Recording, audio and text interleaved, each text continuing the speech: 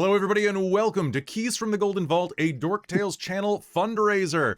If you're watching this right now, your mission, if you choose to accept it, is to donate, join the Patreon, subscribe, or do anything that you can do to help support Dork Tales as we try to reach our nebulous goal of filling a vault of gold in channel funds, so that we can do things like buy art, buy food, pay for electricity, things like that, because guess what? Life is expensive, and it has been an expensive year, so instead of working for it like normal people, we've decided to shill, invite a bunch of friends over, play role-playing games, and do a bunch of heists, because that's how millennials get money.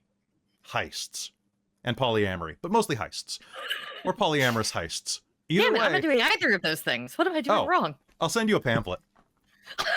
About polyamorous heists? Yeah. Okay, it's actually, it's two pamphlets, but they intermingle. But anyway, so hello everybody. We are going to be hopping into game right now, but technically this is the first event of the weekend, which is really going to confuse you if you're watching later on Twitch. And we're going to try to get through as many of these games this weekend as possible, with 2 extra games happening in the following week, ran by myself and the amazing Paradoxical Ghoul. But I shouldn't talk about other DMs. I should talk about our very own Dead Aussie gamer, Michael. G'day! What's up? G'day guys and welcome. My name's Michael. I'm the Dead Aussie Gamer. This is my face, but this is not my place. This is in fact Dork Tales, which honestly, it's super great to be here again. It has been quite some time, but I am truly privileged and honored to be here to GM our have we unleashed the child? Is that what's happening? Oh, the dog. It was a dog. Oh, okay. Whoops. Oh, okay. I was going to say that was one ugly baby. But that's fine. Anyway, in case he's a very ugly baby. Australian. Look at him. Oh, there's a beautiful baby. What a strange human child. Oh, you look just like your daddy. So anyway, for those of you who don't know, I am a content creator from Perth, Western Australia. I specialize in the system that is not being mentioned, and I'm in fact one of 5 greatest game masters of that said system, having won it in 2023 from the Crit Awards. And my full-time job is pretty much running games, having fun, and chilling out with cool people, many of which who I do see in the chat. Hello for those people who are in chat. Hello. So yeah, that's me. That's who I am. I guess at this point in time it would be appropriate for me to then throw the ball over to this wonderful cadre of colorful characters to introduce themselves. Because, of course, you know, a role-playing game is a collaborative storytelling adventure. And what is a collaboration without, of course, an amazing cast of people? And let's now throw it over to introduce themselves. Let's go in reverse order from what I can see on screen and start with Saura. It's chicken. Bok. Hi guys, I'm Charlie. I use they, them, and she, her, and today I'm playing Saura Skevy, evocation wizard, and too tired for this bullshit, but I'm here. And that's me.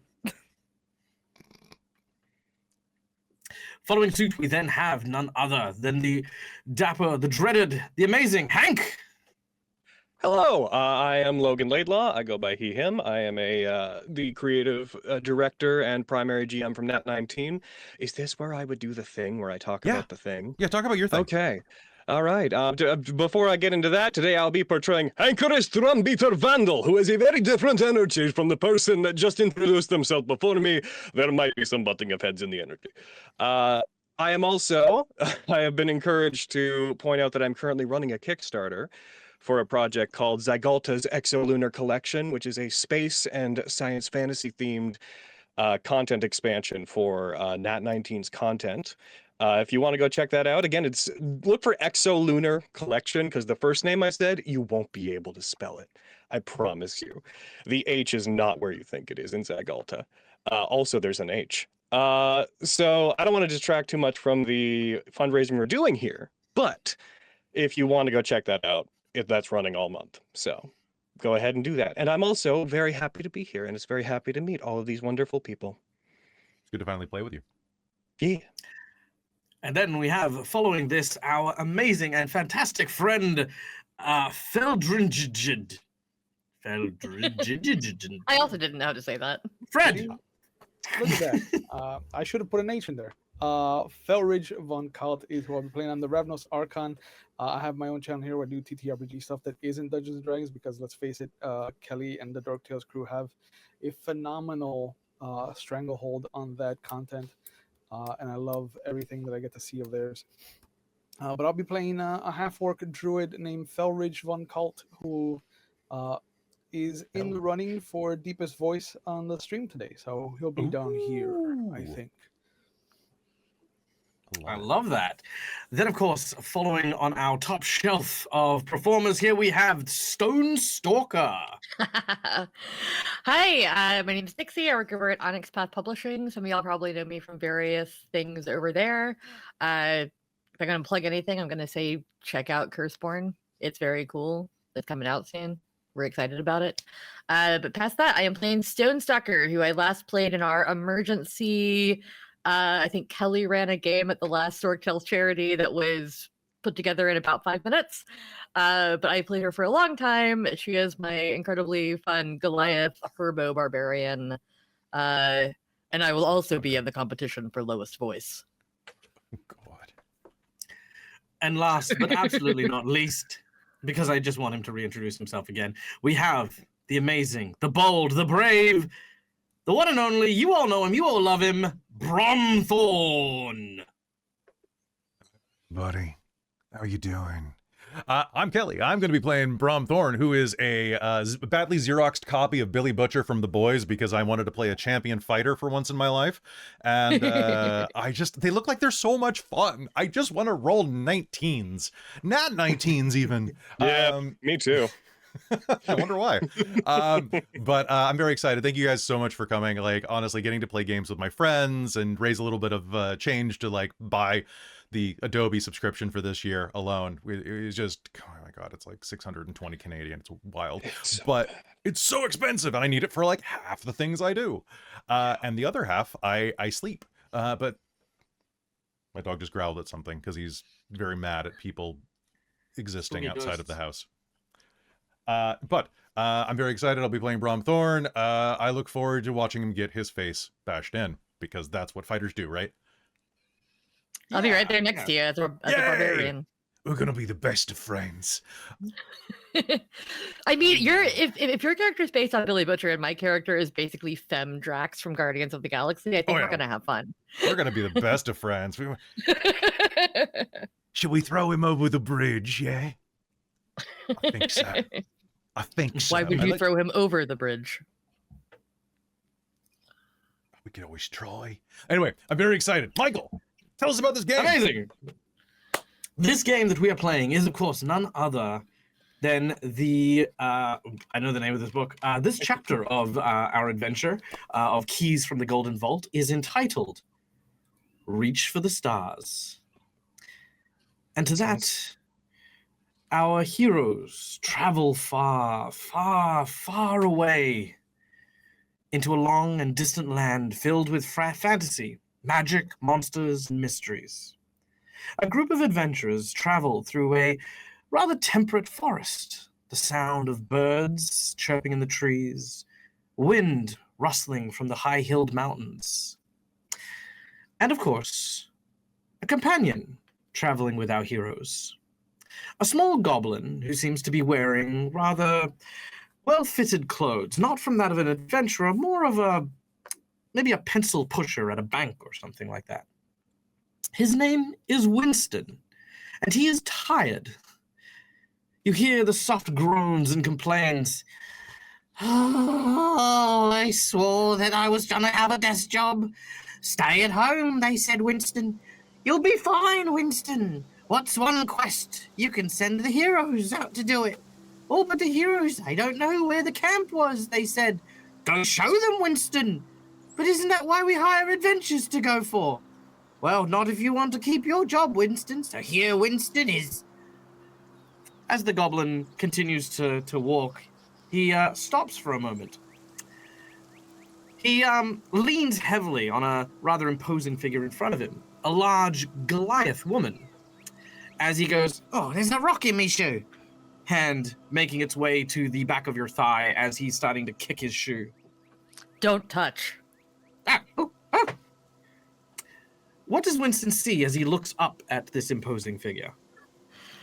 Stonestalker is I think the last time I left her, she actually got enlarged by accident, but we're going to take her back to her previous height of 7'8".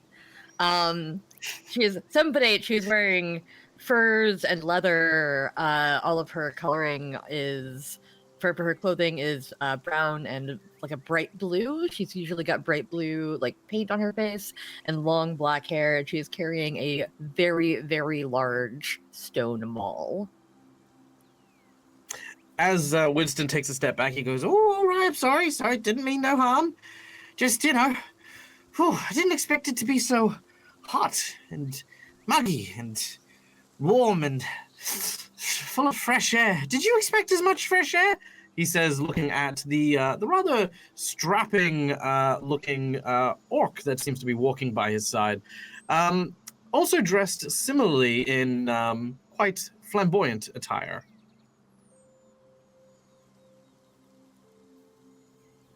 Is that me? Mm-hmm. Oh, I didn't think I was flamboyant. I tried to be very Well, simple. I mean, sorry. Oh, my apologies. Well, describe your character. What's flamboyant to one person might be simple to another. So, Felridj tries to appear very simple, kind of loose-fitting clothes, clean-shaven, greenish skin, little pointed ears, that he is very self-conscious about. But he has gotten better about it because he has his hair kind of pulled up into this messy bun that he keeps top knotted.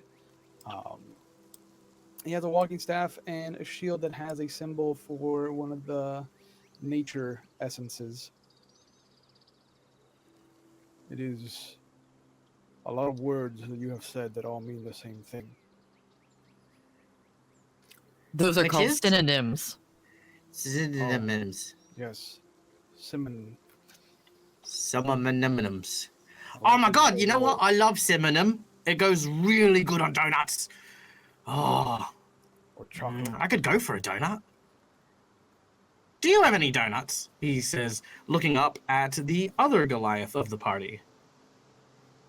You would look up to see yet another Goliath who is tonally a bit separated from the previous one that had been introduced. One who is very large set, as Goliaths often are, but particularly well dressed. His blank eyes, his blank stoic eyes, betraying a jovial nature to his walk, as this well-dressed gentlemanly Goliath, carrying a rapier at his side and a small drum fastened to the back of his hip, looks down as if having not seen the traveler that they were going with, as if looking up and away, he hadn't he had forgotten their presence was there. But as he looks down, in a moment of confusion, he pats himself like, I don't believe that I do. If I had them, I believe that I have. If I'm to find any, I shall present them to you immediately. I am promising. What is a Oh. donut? Dough is one thing and nut is another thing. Oh, well, imagine like a pizza, right? And someone took a nut out of it, okay? And then it left a little hole. What? And then you have the donut. Oh, is that It's what like they're dough, called? but someone took the nut and it's gone. None of the words you were saying make sense. No. So where do Don't they you- put the nut? Don't you stretch the dough and then knot it? Like, As he is trying very, very haphazardly to describe and potentially mime what a donut is, one of your party members, a person who seems to almost be light on their feet, with a very, very poignant book provided to them by the members of the Golden Vault, is poring over it. Could we have Saura please describe themselves? Saura is 5'2", Air Genasi.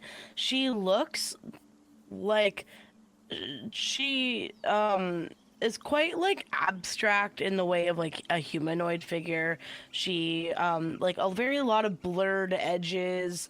Her hair is like this big wavy blue like mess. I feel like she tries to put it up in buns sometimes, but like the tie snaps off by just how untamable it is. She constantly has bags under her eyes, which you didn't know Air could have. And as she's as she's flipping through this book, she's holding her coffee mug that says number 1 TA on it, which is also her spellcasting focus. She's like, a donut is a pastry where you poke a hole in the middle. I don't know the origins of the name. It doesn't really pertain to me. But we probably won't find one in the middle of wherever we are. I would like to try one of these hold pastries. I'll put it on the list. hole in the pastry. It's the hole that makes it really tasty. It's I less am The lack finding of- myself continuing to wonder, though, where do they put the hole? Also, it feels sounds like you're just getting less pastry. yeah. That is my point. I was building up to that they are taking pastry from you. It's like the Well, opposite no, of you see, pig that's on a one of the blanket. great mysteries about it. By taking something, you make it better. You know, like if I take money from the bank, right, it makes my wallet better. You know, So if I See, take money from you, will it make you better? you think I got money? Oh, that's pretty good. I wouldn't be out here if I had money. If I had enough for bus fare, I'd be home. God. Perhaps we start business selling donuts that contain the nut, which will be at a higher premium than the Wouldn't they- donuts sold by others. They put sell it in the those already. hole. They're called donut holes. Or in So certain they do put them regions, somewhere. Timbits. They go somewhere. Oh, you've I'm a ruined the nuts. illusion. My whole world of like perceptions of the mystery of where they do with the donut holes has now been completely shattered. Who Oh, I controls don't know how I'm gonna get empire? over this. As Can I give him a Winston- rock? She can give it a rock. Tell him it's a Winston donut looks hole. at Let the- him bite it. Just don't say anything. I just give him a rock because, like, how am I gonna get over this? I just give him a rock. He takes the rock. You watch as he then like pulls out like a knife and starts like carving like googly eyes on it. While Winston does this, Saura, in your book that you have been provided, there is a missive that you recall getting from a man called Vassal Talistrom. You recall being in his office back in the city, where he told you, "Adventurers, it pleases me that you are also ready and able to travel as quickly as you can. The Golden Vault has reported a theft. I know. The vault itself seems to be in quite an uproar over these missing items. The item we wish to send you for is the Celestial Codex, a book of rituals. In the wrong hands, it potentially could summon any number of dangerous extraplanar elements. And it was stolen by someone we believe will abuse this power. A nobleman by the name of Marcus Delphi.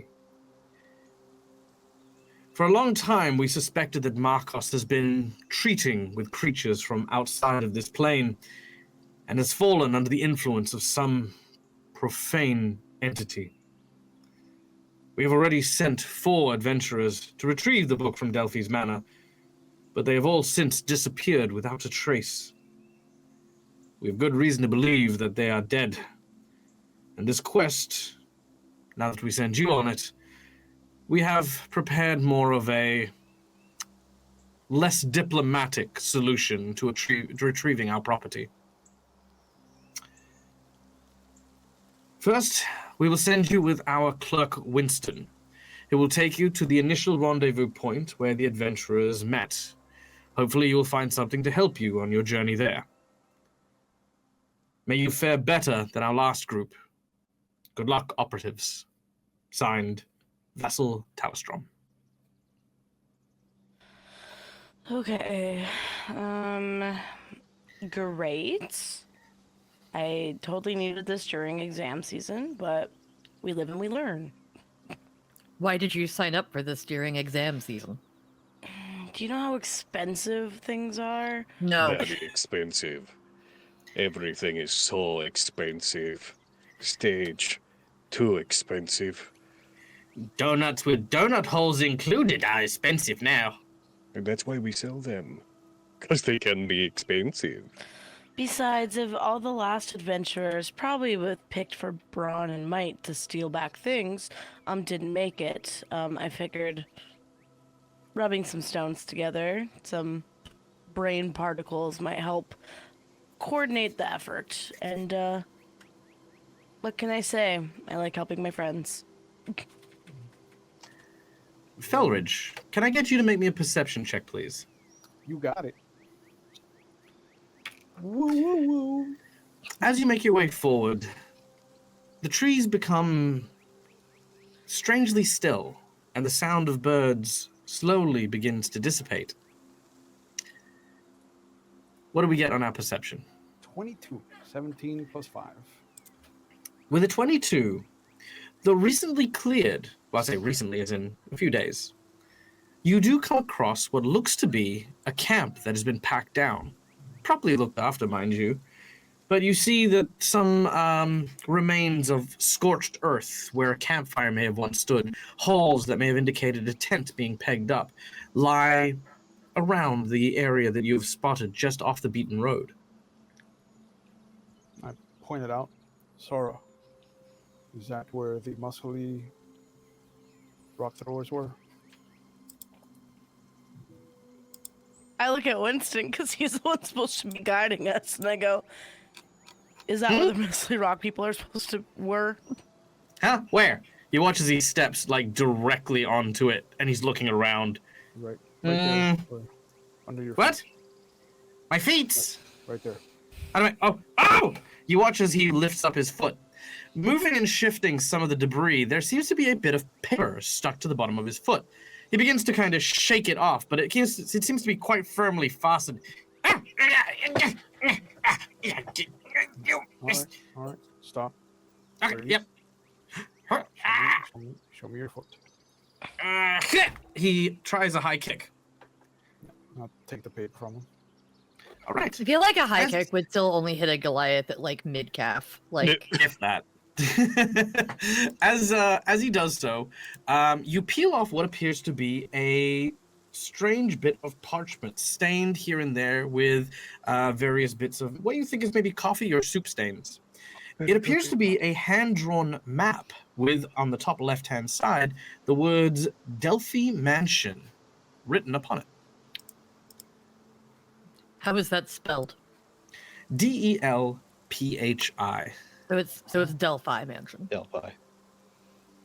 Fine. As in The Greek. Delphi Mansion. It is what I've heard the word before, and it is not pronounced that way. Look, I'm Australian, okay? We have a thick accent. Leave me I alone. believe there is a man. He said it around me before, and it was. What was the one you said? I now don't remember which one's good. Delphi.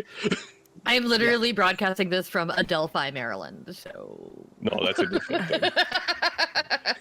I'll Literally. That's throw something the else. taco on where the I ground. am right now. Yeah, your the Delphi has the American P, The and this Delphi one has the has fantasy taken P. me. Yeah. I'll turn the map No, around. this one has the PHF. Yeah. You know, Look, I know. this they mansion drew be for us. thick. I am knowing how words are pronounced. Elocution lessons from the barbarian. I'm the barbarian. Now, I'm I'm just also been a hanging in barbarian. the back having a coffee. What are we talking about? All right. Drawing of a house. There's no sun in the corner. This is terrible. Nighttime. Well, that's why I you think got this to is watch the feng Marcus's. shui, right? You got to make sure that things are situated properly. No beds facing the doors and whatnot, eh? Why? What is your bedding concern? Yeah. Don't you want it to face the door so it's easier to leave? No, because then it brings the negative energies in, right? Pretty sure that's mirrors. Yeah, that sounds. Now right. I heard of it. It's the feng shui. Love, if I you've have got also negative heard of the energy feng from shui. looking into a mirror, then maybe you should get your face rearranged. Oh, dang. Sora just like holds her coffee cup a little bit tighter and drinks slowly. I mean, not that you got anything. Like, you're a right-looking bird. It's fine. Top me up, will you? It would not be imposing. May I have Thank look at map, at picture, at picture is map? Yeah, sure, and I'll gladly hand it off. Going to take There this should, into. there should be a sun right here in this corner. It's So it's for happy pictures. Re-describe it to me. So, inspecting the map, you see what appears to be five different layouts. On the top left, you see the first floor. There is a map for it, which I think we have in Roll20, maybe? We do. Is it the one Huzzah! our tokens are on? No. It is. I It mean, is. It's just technically. Yes. But I will also will. paste it in our group chat just for posterity. I will fix So, the as I thing. mentioned, there are 4 different layouts. Going from top to left, we have the first floor, the second floor, then the third floor, a basement, and then what is listed as beneath the house. In addition, there are several notes scrawled in common. Marcus has a room on the 3rd floor where he performs rituals. A cavernous room underneath the basement contains 4 large crystals. Purpose unknown. Mansion windows can be unlocked using the password Krokluma. Only that to me. We are being very lucky that Oh, Lumar. Like a glowing rooster. oh yes. Krokluma. I think more like a growing crocodile. But Yeah. Like a dominant crocodile. Sounds like a croc to me. Yes. We are being very lucky that our former adventurers who met their untimely demise managed to map out the entirety of the place before meeting their untimely demise. That is advantageous for us. Yes, kind of strange that they, kind of had it here. It's almost like they try to leave like little clues so that you knew what you'd need going into this. Like it was sort of like a preordained thing, even though there's no possible way if they were using this exact map on their adventure that they would have left it here before they went on it, unless they were being really stupid and forgot like the one thing they needed. Well, I mean, could you imagine? Because then I'd have to look them square in the eye and say, how stupid do you think you are to have to leave your map here? As he is saying this, he is leaning against what appears to be a stump. When suddenly behind him, a head of a severed variety suddenly manifests on the stump and glares with vicious eyes at the goblin. Winston stops for a moment, and then smiling, he turns and screams. "Ah!" And he quickly bolts, hoofing it with feet after feet, faster than you've ever seen a goblin move, down the road and away. The severed head chortles a laugh. Oh, that never gets old. Honestly, I've not been a ghost very long, but it has its perks, turns out. Oh, right. Why am I clearing my throat? I don't have one. Beware! Oh, sorry. Beware. What You'll you get see it, in front buddy. of you clearing its throat is a elven woman with blonde hair. Again, head just chilling on a stump.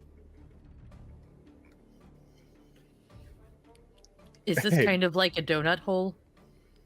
This is not a donut hole. No, Oh, I but do not want this it's donut one hole. thing separated from the mass of the main thing. That's how you explained a donut hole earlier. They are correct. This is exactly like donut hole. Okay, The head is the nut. first of all, very rude. I am not a donut hole.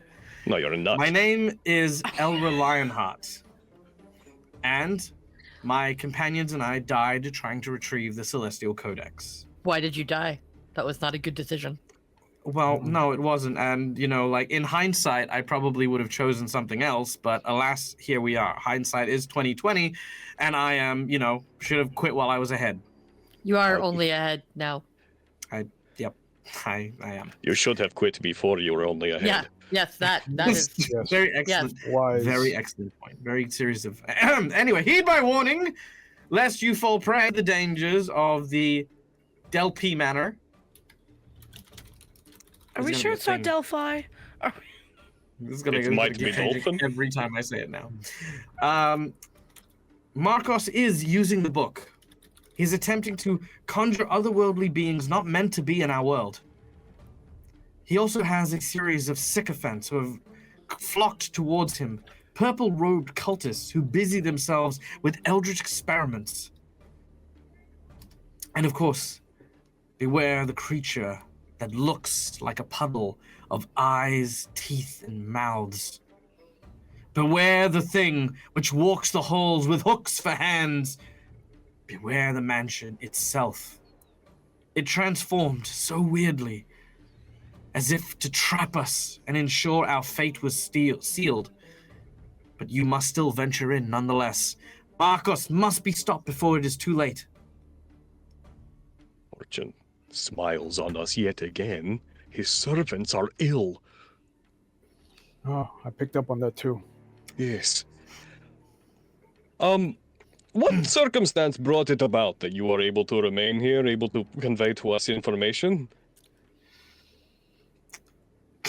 I'm just curious. You can make something up. I didn't even die here. And the map that you see right there, I was carrying it at the time. How both the map and my severed head ended up here is a mystery that one could probably explain if they peered through the veil, through the wall of fourths in order to find this answer. However, I have none. But I am here nonetheless, as is that map. And thankful you should be for such a gracious warning before you enter into the fray. I am Does very one of us happy. have to carry you, or can you float? Oh, I am a ghost, and I will no longer be tethered to this one spot that I happen to have manifested. The moment that you pass from my eyesight. If Hank you're a is going ghost, to have you chosen to just be a head for a reason? Yes, you see, I was beheaded.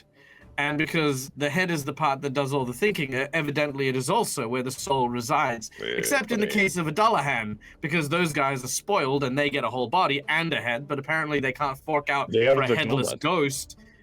It's budget cuts, which is why you should donate to such worthwhile causes when you get the chance to, because of course it's hard no matter where you end up, and sometimes you just need that little extra help. A gold coin donation can go a long, long way and do so much good, if you find a good charity and a good place to put and share that wealth as well. While they're speaking, Hank is going to reach over and to put their hand on the side of the head and do one of two things, I presume. Either sort of push it onto its side, or the hand will go through, but he's trying to find out which of these two things will happen. The hand will go through. All right. Oh, And as it does so, it is almost like a fog.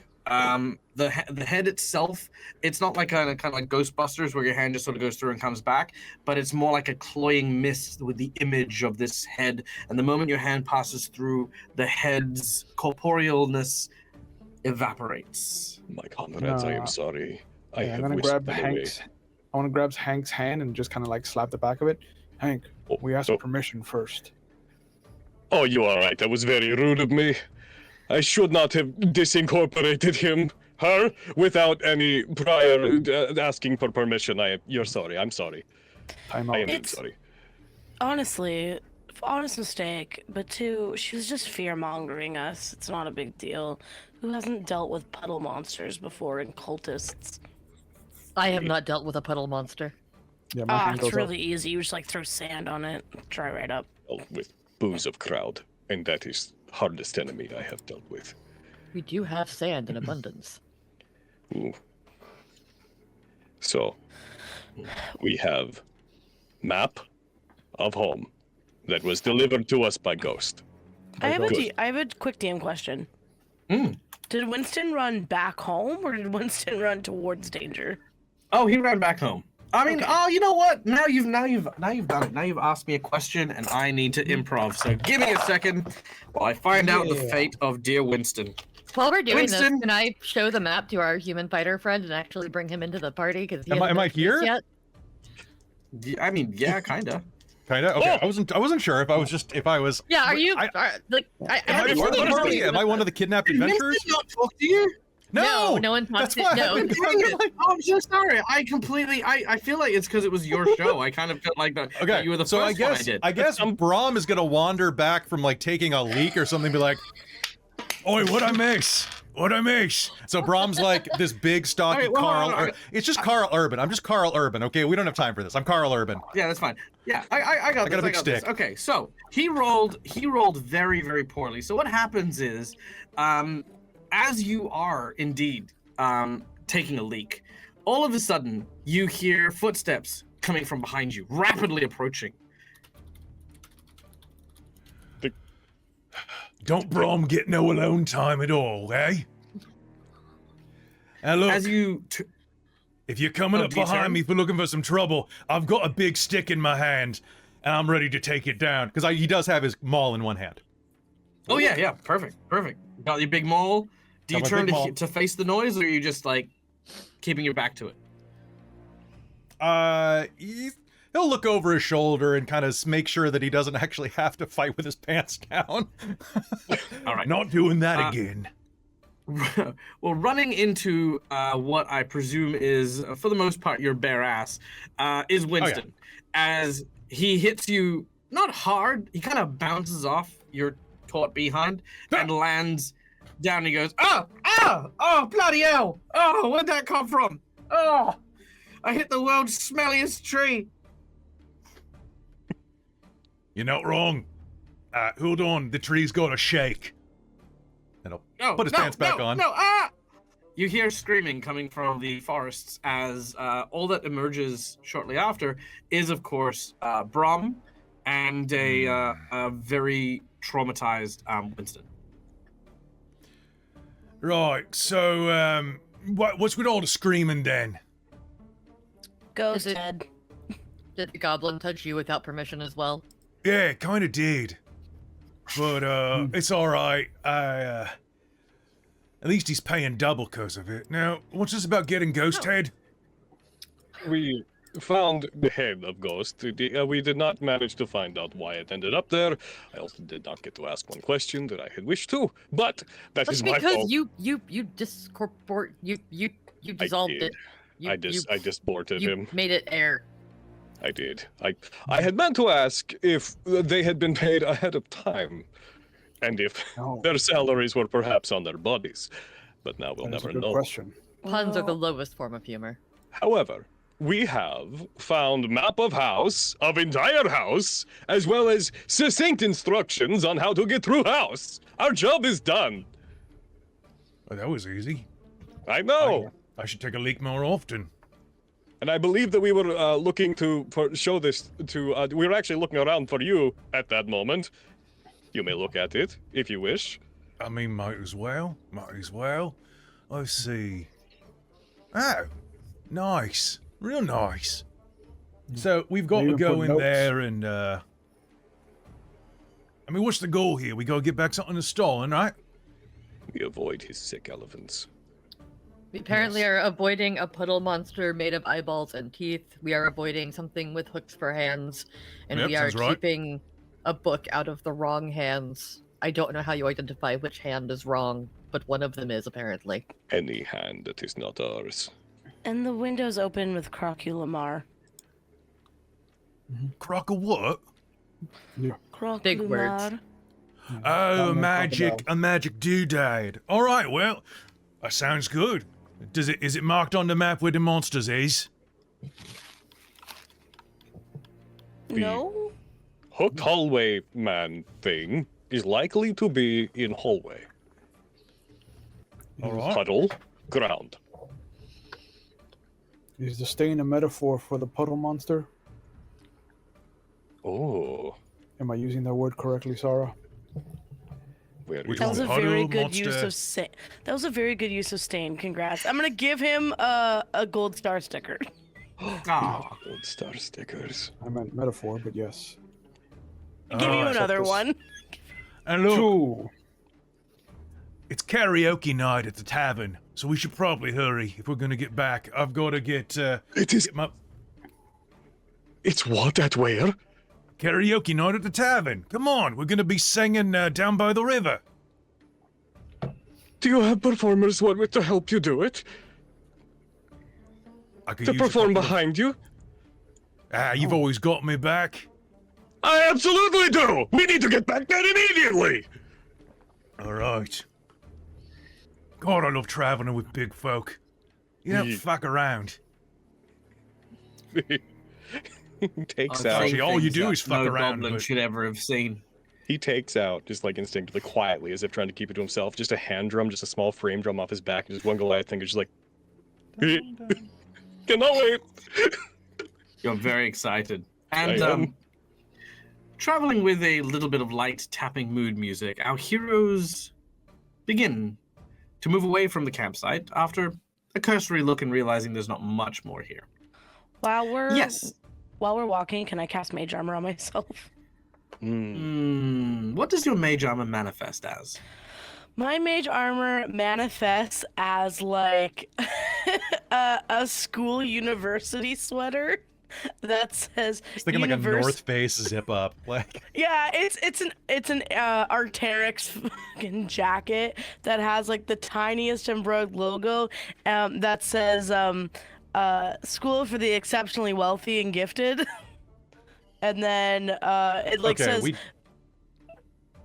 we desperately got to get you in a game with Amy's character Luella. and then on the back it says like go Owl Bears. Go Albus. Okay. All right, your mage armor has been cast. Our heroes continue traveling down, and it is not long before, in the distance, they see what looks to be hanging clouds looming above what looks to be a 3-story mansion, standing alone in a clearing. Its alabaster walls peek from behind twisted and gnarled trees. Windows on all 3 levels, and closed double doors on the ground floor. A wrought iron gate swings menacingly at its front. Topiaries, overgrown, have now transformed from lively animals into twisted, horrifying amalgamations that nature has attained to reclaim. The area around the mansion seems unnaturally quiet and foreboding. All right, we now turn to our map, in which our heroes find themselves pretty much in the courtyard area. Fair party, friends. I have a mechanical question to all of you, which is, as we move forward, for the purposes of like taking point, would you all be okay if I asked like who has the best perception? What with to stay in course. front, maybe? Mine is a +6 or +6, I think it is. So I have a 16 passive. I'm not very passive. I'm not There we go. not very wise. I'm just very You're not very studious. passive. I love that. Does anybody have higher than a +6? I'm behind you with a 15. May I take point? I have a majestic 12. So yes. All right. I think Sora being the smallest and also a very squishy wizard is definitely in the middle of all of the tallest people. Yeah, I will. Mhm, I will say, mhm. like, you're supposed to be pretending to be other things, right? Like, do we know you're a barbarian or are you a bard? I am the, but as far as you know, as you've traveled with me for, I don't know, anywhere from a day to a month, the timeline is nebulous. I'm a performer. In that case, Stonestalker is not okay with you taking point. She I will am take point. big. You're big, so you understand being big. I have very good eyes. Yes, but I am trained in fighting, and you are a pathetic musician. He takes out. First of all, I would like to first. as a GM, I would like to put up a point of contention potentially here. Okay. There is indeed a barbarian bard, storyteller, and warrior who would actually travel on the front lines with many barbarian tribes. They were known as the Skald, who were Vikings, actually. Yeah. They were considered to also be quite honorable in battle and formidable as well, because they were the ones who had survived the most. So whether or not this barbarian bard is a bard in the sense of, a bar busker, or a bard as in someone who has survived countless battles to tell the stories, what does Hank view themselves to be?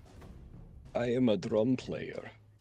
And Okay, never mind. Carry on. and on the- Objection withheld. I just wanted to speak on behalf of all of my fellow barbarians. I appreciate your concern, and I offer a compromise. Would you like to be in front with me? If you stay behind me.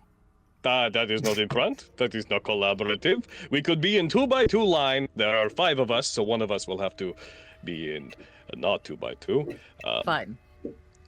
I just wish to be up front so I might see. Also, I would like to point out real quick, since we just had a DM point of contention, Dixie is smart and knows these things. Stonestalker is an idiot. Oh yeah, So- no, absolutely. I it was more of a question for Hank than it was a correction of. And- Yeah. No, yeah. and also, Um, I am capable of defending self. Behold, and he takes out a rapier that is slightly too small for him. Not like comedically, but just like enough that when he holds it, one of his fingers is not quite wrapped around the hilt of it. See, like a- I am it's like a armed toothpick. and I am ready. God. That's a fancy sword. It is. It is not as impressive as your weapon, unfortunately, but I have been known to do a good little get in there, Look, little stab. Mate, it's not the size that counts, it's how many times you can poke him and where. That's exactly correct. And how entertained you can make them, and he taps with the bottom of it, he taps his drum with the bottom of the rapier, and how you can distract them as you do so. Hmm. Are we going to have What? to stab people? God, Right. I hope so. Oh. With the marching order now determined, our 2 Goliaths approach presumably the front door. Yeah. All right. The large, heavy-set door has 2 knockers, one on each half, each depicting what looks to be a face. Now, when you approach, the face looks to be of a stalwart and very stern-looking individual. But as you go to potentially reach for it to open the doors, it changes for a brief flashing moment. You see what looks to be a twisted series of tendrils and eyes and teeth. And then, in a flash, it returns back to the same man, but in a visage of terror. House is haunted. I think we knew that from the ghost we met. That's the No, puddle that was monster. road haunted. House haunted. The house is Can right next I- to the road. Okay. Can I try to like determine? I don't want to use it to detect magic, but can I just look around and see if I see any like magical lingerings, like an Arcana check?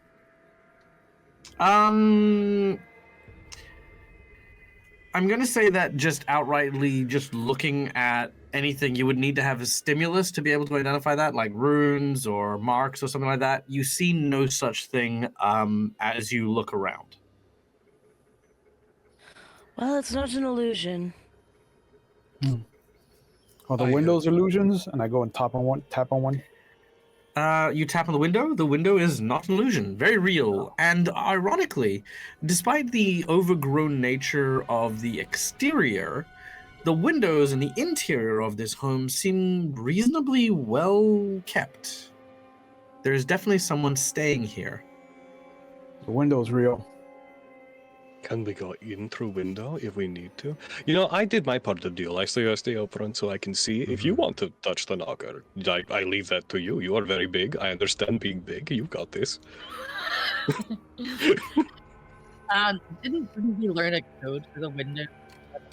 Yes, I'm gonna go up to a window and say, "Kroklimar." As this happens, both shutters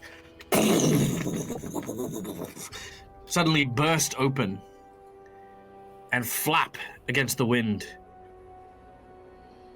Do they make a big enough noise that we suspect if anybody was around, they would have heard it? Oh, absolutely. Yeah, 100%. It would Okay. have woken the dead. Oh, I don't know that the universe used that term, but oh,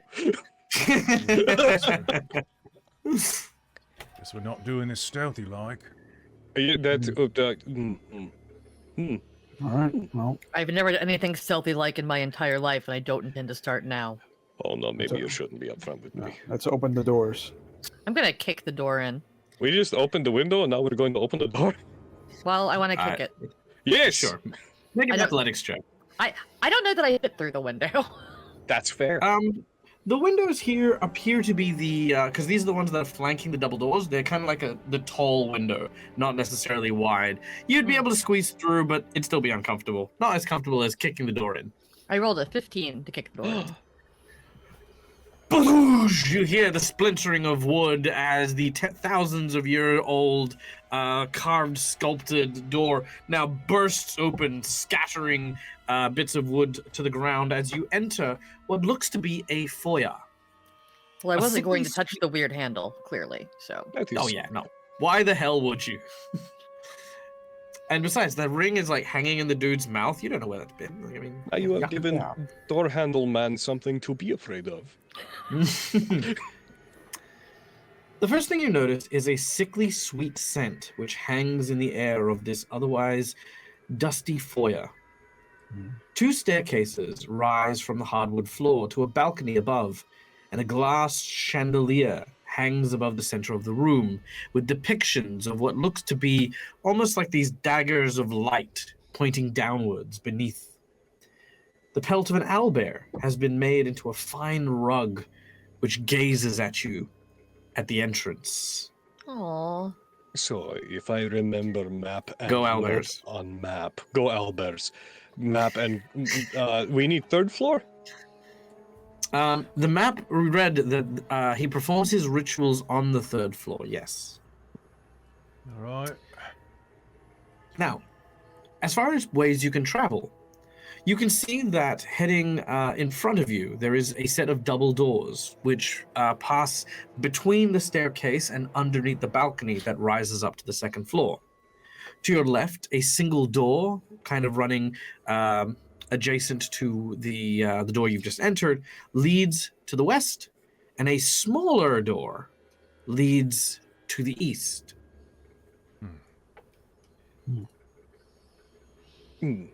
Okay, so brain make a list. Perhaps find where are other people we came. We did not find all of them. Just Ghost Head, right? Yes. So the others must be here. If they're Yes. still alive. How long was it ago that they came here? It was about a week ago. They're right messed up if they're still here. Right. All right. A lot of options. So do we get the if we're book supposed first? To go... Eh? I was like, Yes. if we're supposed to go up, maybe the stairs. That does make sense to me. I don't know That why we'd want to faff about in the other rooms. I have never done home invasion before. Are there rules? Yeah. Get in, get out. But, Oh, very easy. yeah, It's two basically stairs. an above-ground dungeon. What if this guy hid his library in a different floor, I thought it like a was. smarty? What if he's a smarty? This is a necromancer, right? Some type of evil Sorrow. Dad. They Did usually you either hide do your it at the library? Well, Yeah. he's a nobleman that's been possessed, as our intel perceives, so maybe Do we know Oh, what so- he has been possessed by? some sort of entity, is all Vassal told me. I see. That's Oh, it's real descriptive. Look, he's either in the tallest tower or he's in the basement. Now, I if thought it's he was on the Oh. third floor. yeah, he probably would is be on the the. tallest tallest. tower in this sense. He is either.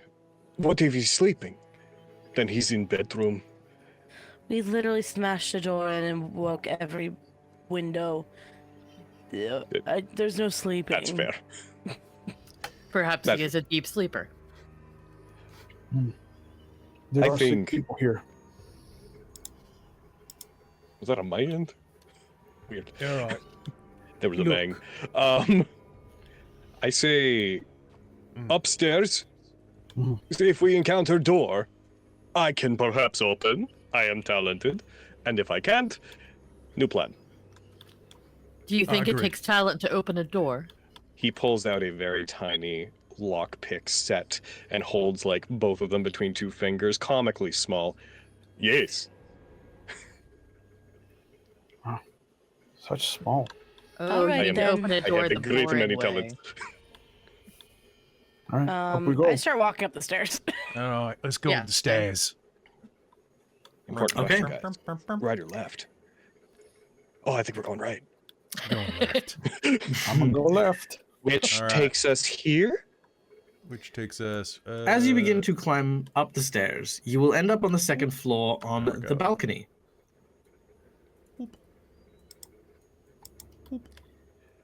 Okay, friends, watch out for hallways and dampness.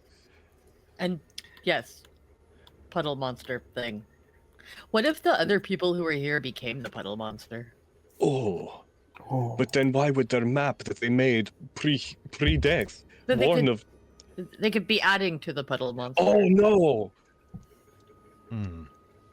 so don't die, so we don't strengthen the puddle monster. How I about we do just not don't see- die? Why would we... Who gives a shit about the puddle monster? Just don't die.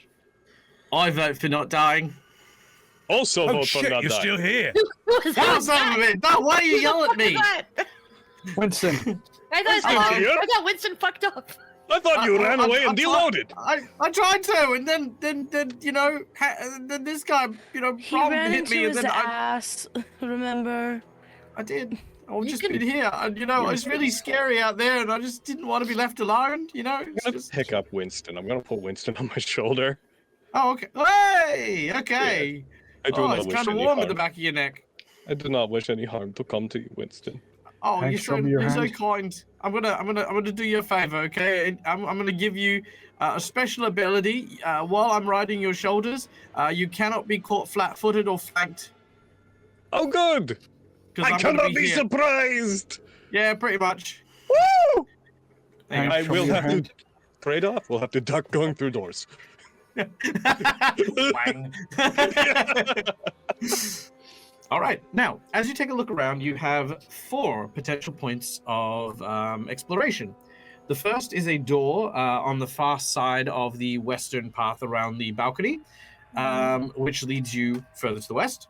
You have 2 doors to the east, one that is quite close to you, and one also against the far wall. And lastly, a set of double doors, which is kind of like between the 2 staircases that you've just climbed up. The double doors head north. All right, Stonestalker. Boot north. Wait, That's what I'm thinking. but what if there is people? We have already made noise, but what if we can catch them off guard? I don't think we can catch anybody off guard at this point. What if we did? I'm People really, laugh. I'm really appreciative of your optimism and you're willing to help the group. Hank. Sorry, I can't see character names. Hank. But how about we think we use some of those critical thinking skills that we've been working on and think about the circumstances we're in. So we're in a house. We made a lot of noise. They know that we're coming because we've already sent a bunch of people. Stony boot. I kick in the door. There it is. Make an athletics check as you kadoosh. We're the kick best of in friends. The door. Athletics is my best roll, which is exciting. 16. 16. Oh yeah, that door, bang again, snaps open, and inside you see what looks to be a gallery. A small seating table is in the middle of this large room with framed portraits and alabaster busts of members of the Delphi family, which decorate this rather spacious area. The facial expressions seem to depict everything from proud to haughty. And yeah, you can also see that in the center of the room, there is what appears to be a dragon chess set in ivory that is placed on the table. There's also 2 individuals who happen to be in here, both of which wearing purple robes. As the door flings open, they both throw their hands into the air and say, "We surrender." No. I would That hope was so. easy. It's a horrible chess game. Well, okay. Yeah. You're adventurers, right? Here to kill Marcos or whatever? What gave it away? You're not the first that came through here? I'm Kura. This is Xander. We are neither Marcos. We do not have a book on us, as you can clearly see. Do not kill us. We'll tell you where Marcus is. For doing a ritual, yes, we know. How often does this happen? You know what? Not enough to make money off it, but more often than you'd think. Oh no! That is funny and bodes badly for us. Why has no one yet been able to kill Marcus and take his book? Well, okay, he's kind of, got monsters running around this place, and, on occasion we provide him with things he uses to kill those people, but, we don't care if he wins or loses, and, just so happens right now it's more imperative for us to make a deal with you than with him. I would like to do a general insight to see if their demeanor betrays that this is trying to push us toward a trap, or if they seem to be genuinely just so quietly quitting their job that they don't care. Interesting. You don't need to make that because I'm going to give this to you. Gotcha. Millennials are killing the necromancer industry. That is what's happening here. So number one, no, you shouldn't trust a single word they say outside of the fact that they wish to survive. They have no loyalty whatsoever to Marcos. So you believe that they absolutely would be turning on them. However, at the same time, if you turn your back or provide them any kind of sign of weakness or opportunity, you are absolutely certain they will leap on it. Right now, they have 5 very strong, very fight-ready adventurers fighting 2 lab nerds. They are not winning that fight. They're not even going to entertain the idea that they'll do that. Sora looks at them, very quizzically, studying them, and goes, "When you go and tell the rest of your chicken-scared friends that we're here to beat them up, and you team up and get your little strong nerds to come fight us, just know that I will make sure that we rip every single robe off your tiny, tiny bodies." And I point to all of the really tall people. I'm very chihuahuaing right now. Yeah, very much intimidating. Very much the Chihuahua energy. I won't look intimidating. I'll try to. I won't. They kind of look at each other, and you can hear them kind of whispering. Others? Do you have others? I know others. Do you have others? No, it's just us. Oh yes, no. Rest assured, we'll make sure that that none of the other big, strong members of our cult show up and cause you any trouble. In fact, they'll be so, avoiding of you guys that you won't even know they're there. I solved their chess game for them to prove mental competency, and then I leave. Make a Establish intelligence dominance. You do the start of the Book of Henry at them. I got a 19. Oh man, you just. Yeah, you don't actually make the move, but you just you know how when people just recite the moves, you just give them this series of very intricate moves, and as you walk out, they both look at the chess piece and they're like, Whoa, Cookie Monster! Thank you for the $50 tip. Woo! Hey, thank you, Steve. Love you, Cookie. Cookie is one of my my players. Nice. Cookie's one of my favorite Love people Cookie. right now. Mm-hmm. Okay. Well, they that's what they that's what they do. They've made the offer. You said the chess pieces are like ivory? Yes, they are. I sweep them into a bag. They're mine now. Our game. They look valuable. They're mine. They were a gift from my mom for graduation. They will be a gift to a pawn shop to help pay for me. Maybe Thank you shouldn't have joined a cult if you wanted to keep your nice things. What do you mean a cult? So You called it a cult. You called it a cult. I did not call it a cult. You said cult. You said your other nerd cultists. We're just researchers, man. You've got matching purple robes. What type of is that a jumpsuit? Is that We're business married. casual? We're just dressed as a couple. The couples don't do All that. right, if you're married, kiss. Yes, kiss. Like you mean it with tongue. Kiss, kiss, kiss, kiss, kiss.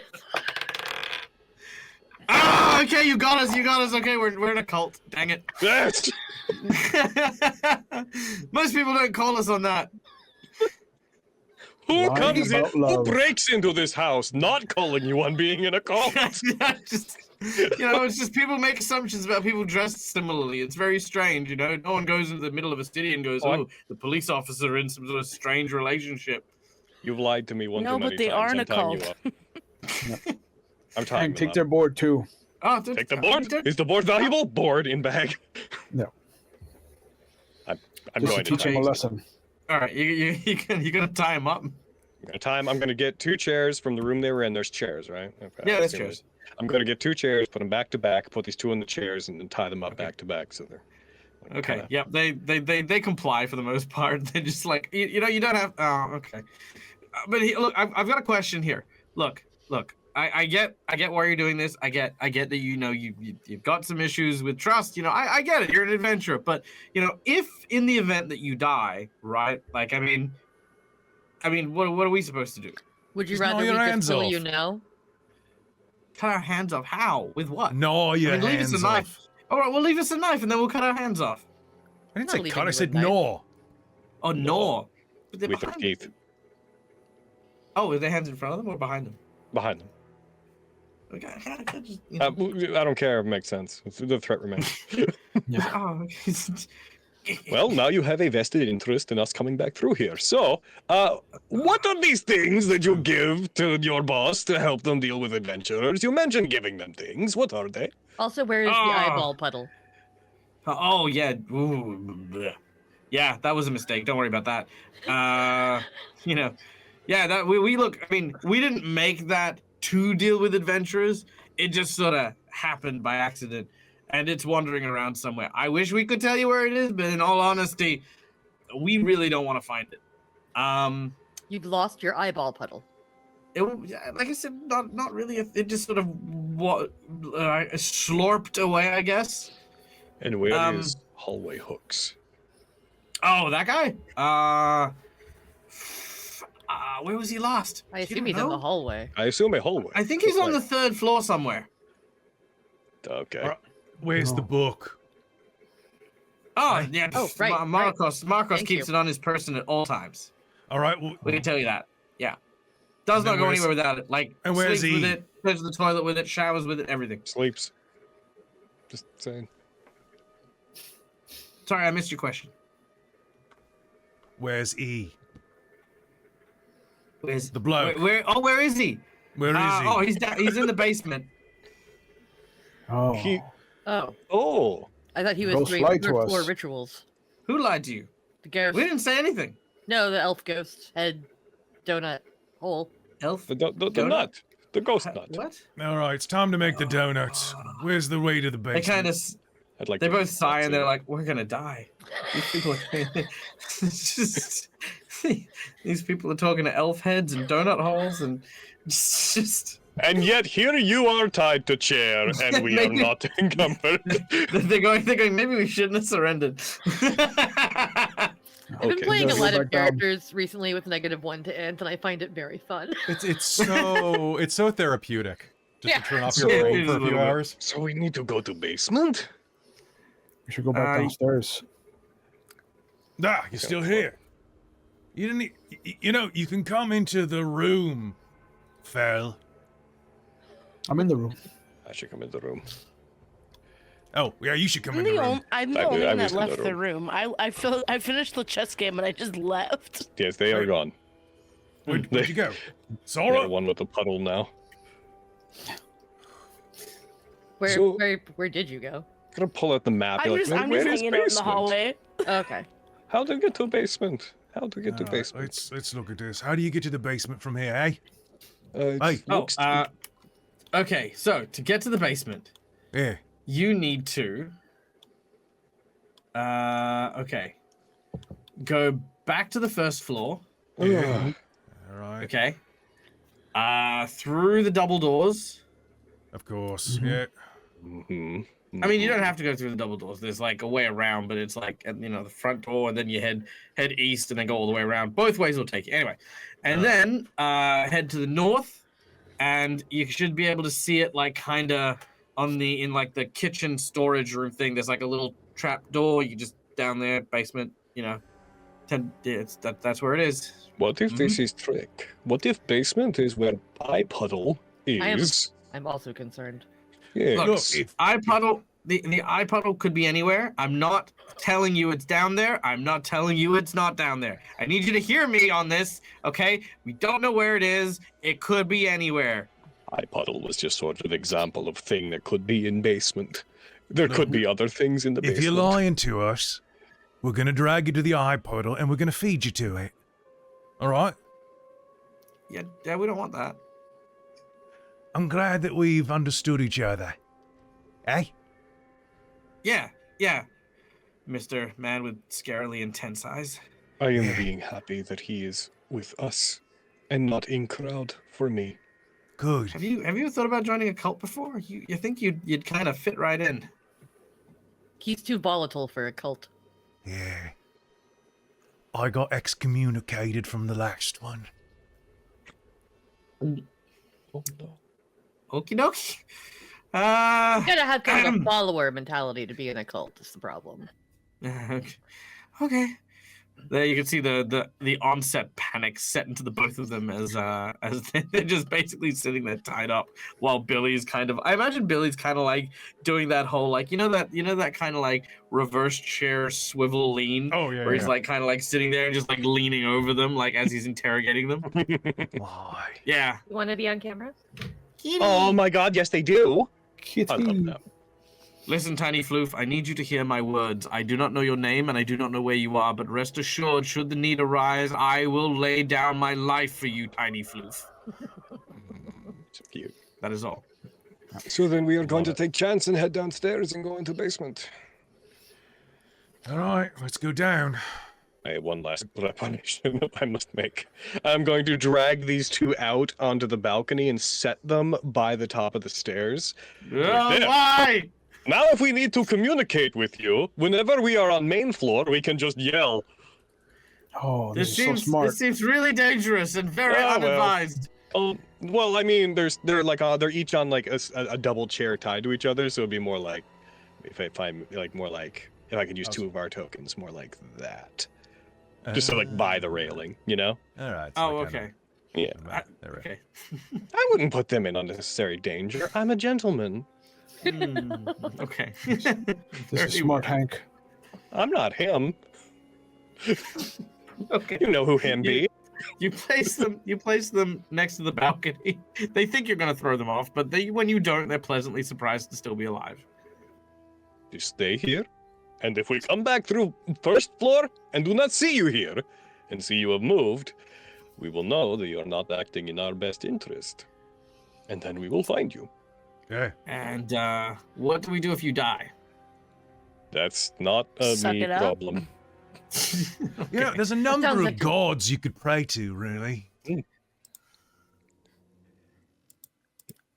I assume if we get killed by Marcus, he'll come let you out. Yes. He's your Oh, friend, yeah. right? Well, it depends. Do we tell Marcus while we're fighting him that they betrayed him? Ooh. We'd prefer if you didn't. I don't really care what you prefer, but I'll keep it an advisory. Now that you have that information now, do you know where Puddle is? No. All right. I'm gonna go upstairs. All right. Returning back down the stairs, Hank, you make your way down back to the foyer. Do the rest of you follow? Yep. Okay.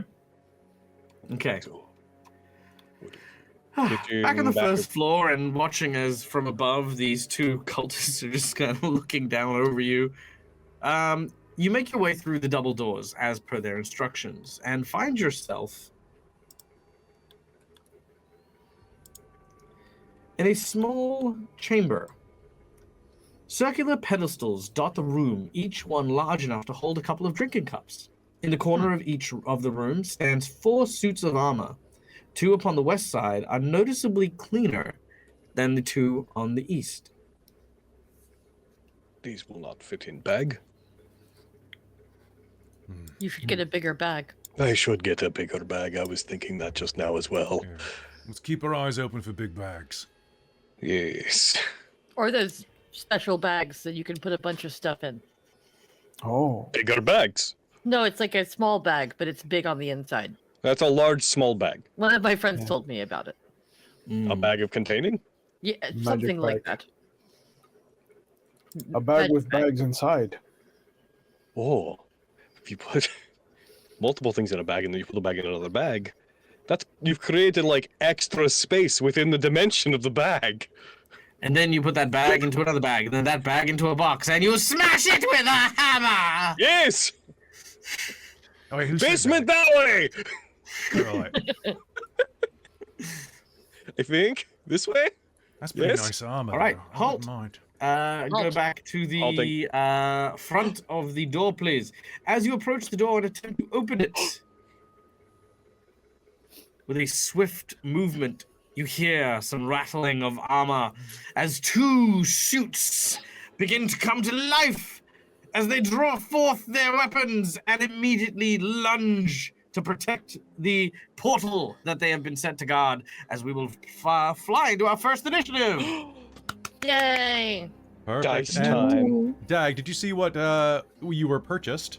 So you have I did. two I minutes have- of advantage plus 4 rerolls Jesus Christ. Oh! For who?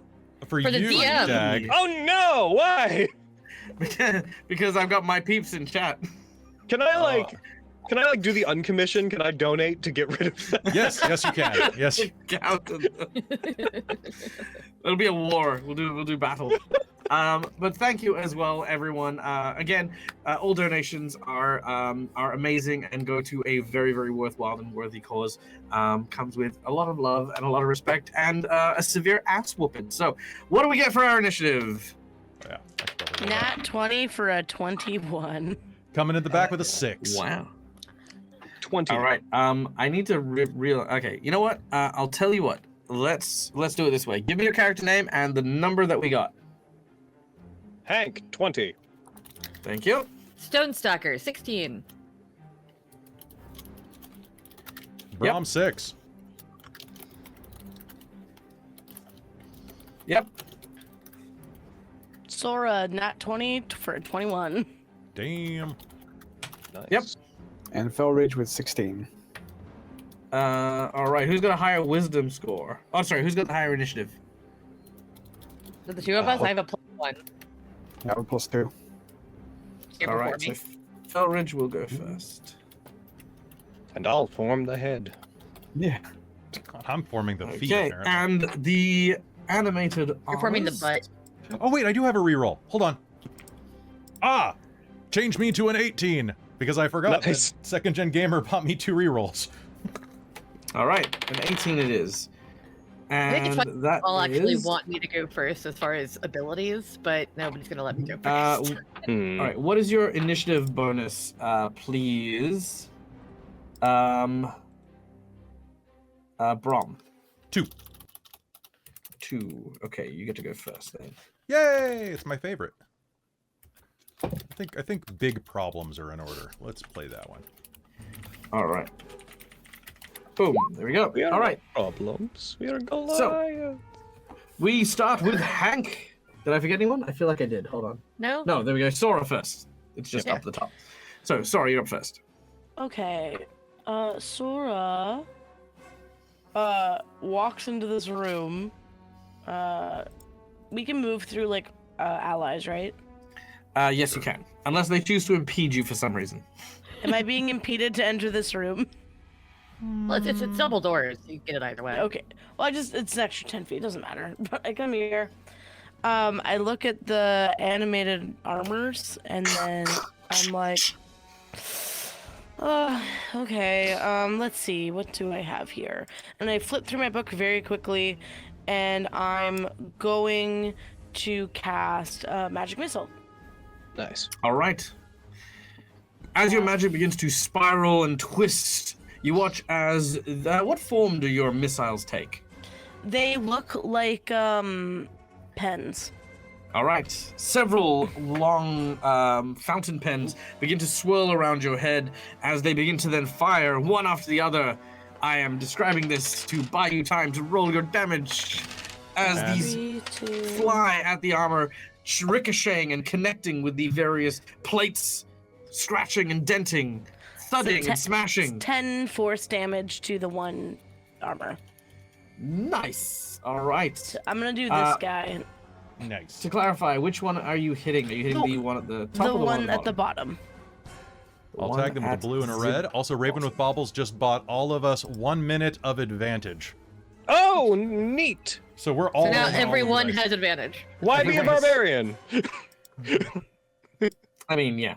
It's up to Dag to Okay, determine if that's a minute in combat or out of combat. Hmm. I would just estimate in Alright. combat because it would be 10. Is it a Yeah, minute rounds. here? I think it's or is easier. it 10 rounds, yeah. I think it's 10 rounds is easier. Okay. Okay. I 10 put rounds, let's that do it. menu item together when I was very tired. I feel like basically, easy way to think about that, this fight. Yeah. Sure. Yeah, that makes sense. Yeah. I mean, yeah. Okay. So yes, 10 points of damage as the armor has begun to be buffeted by these attacks, which then brings us to our next character, which I think is Hank. We are being accosted by armor that is moving as though animated by another force. I feel inspired. I am to take out my rapier, and I am to strike the one north of me, and I'm going to do so with advantage. There was like a little Chris Walken in that. It was pretty fun. Good. Good. That's your next Oh. character. Here's me wishing I had improved critical. I got a total of 25 to hit. Oh, that is a solid hit against the suit of armor. And I am now going to do my D8 plus sneak attack. Ooh, these creatures are not susceptible to sneak attacks. They're not? No, because they have no vital organs. Okay. You sure that's how that works in 5e? I've never heard of Oh, it. come working on now. that way. Please tell me that he is not striking the vulnerable spot of moving metal. The well? It's whatever you say. He Yeah, is whatever not you say. immune. How is he not immune? He's immune to poison and psychic, but not sneak attack. Get out of town. No, if you want Alright. him to be immune to sneak attack, no, I'll no, just no, no, quietly no. I hate will, you. It'll I be will, fine. I will get my vengeance in a different way. Carry on. Gotcha. All right. Run Pathfinder Rolling for again. me. Oh my goodness. Okay, so As we know, I do DM majoritively the system that shall not be named, so I appreciate the correction. By the way, you can name it it. is never unwanted. Yeah, why are we not naming the system? Yeah, you can name better systems. That's fine. the first time you said it, I thought you meant 5e, and I was like, what are we doing? No, because then it starts a whole chain of events. It's like, why is Dag playing Dungeons and Dragons? Yeah, the chat's already said that. But let's keep going. Yeah, well, there you So, go. It's because now I that owe you one. You can make me is- move a couch. That is 16 points of damage, of piercing damage. All right. As your blade thrusts into the armored shell, sorry, you're hitting the one that's- uppermost one. Yeah, the one that's within reach of me. All right. It leaves a massive hole gaping in its chest cavity. You retract your blade, and you hear this almost like animated whistling sound as some of that magic begins to bleed out and leak from the vulnerable wound you've just struck. They are empty.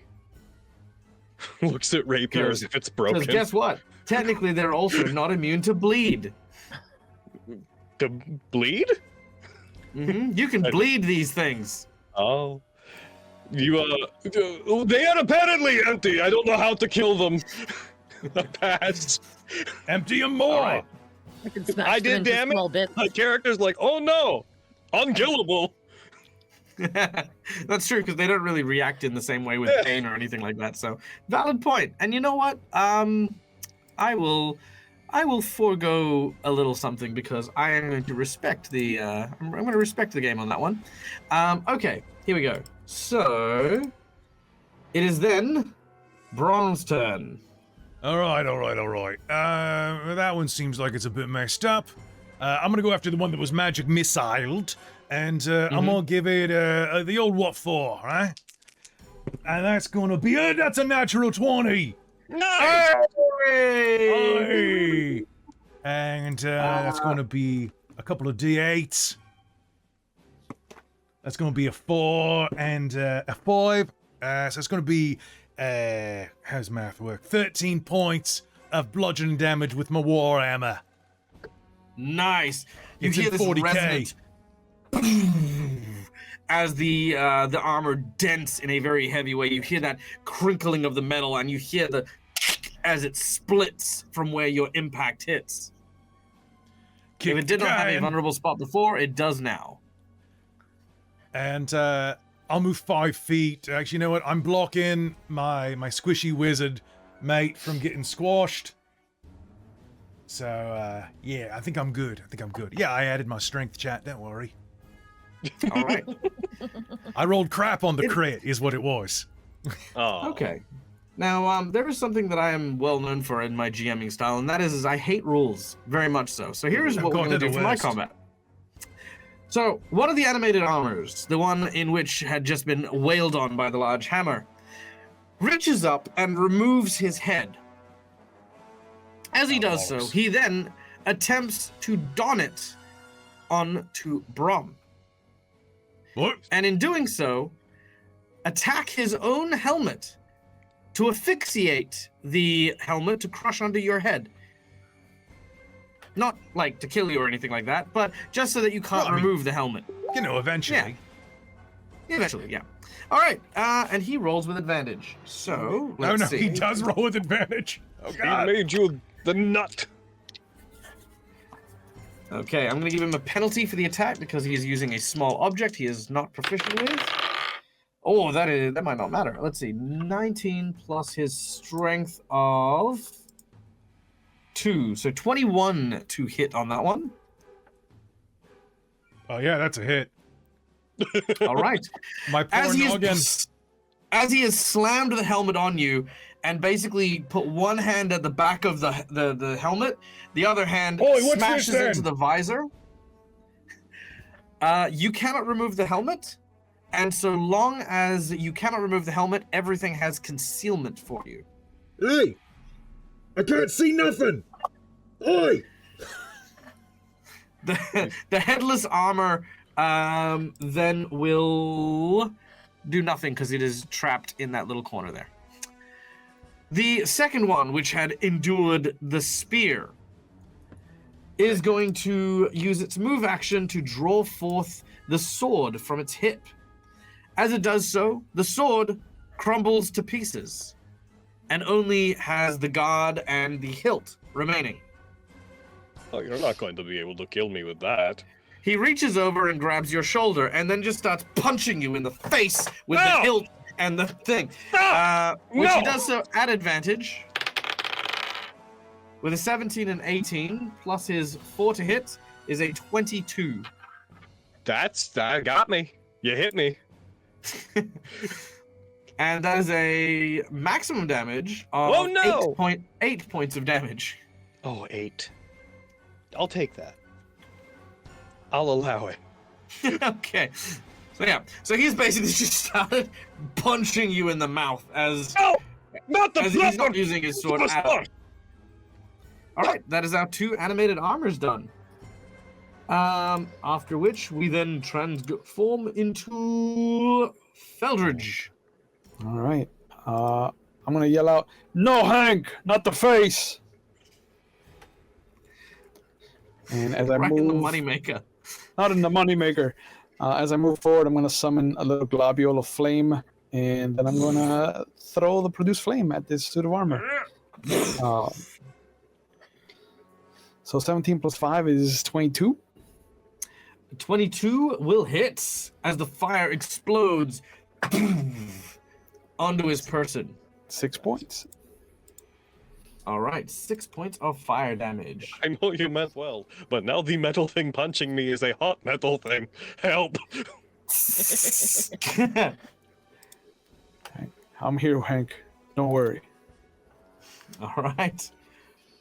Okay, both metal armors are looking pretty rough around the edges, but are both still standing. As the fire now ignites and heats up the metal, we then swiftly move to our final player of the round, which is Stonestalker. Do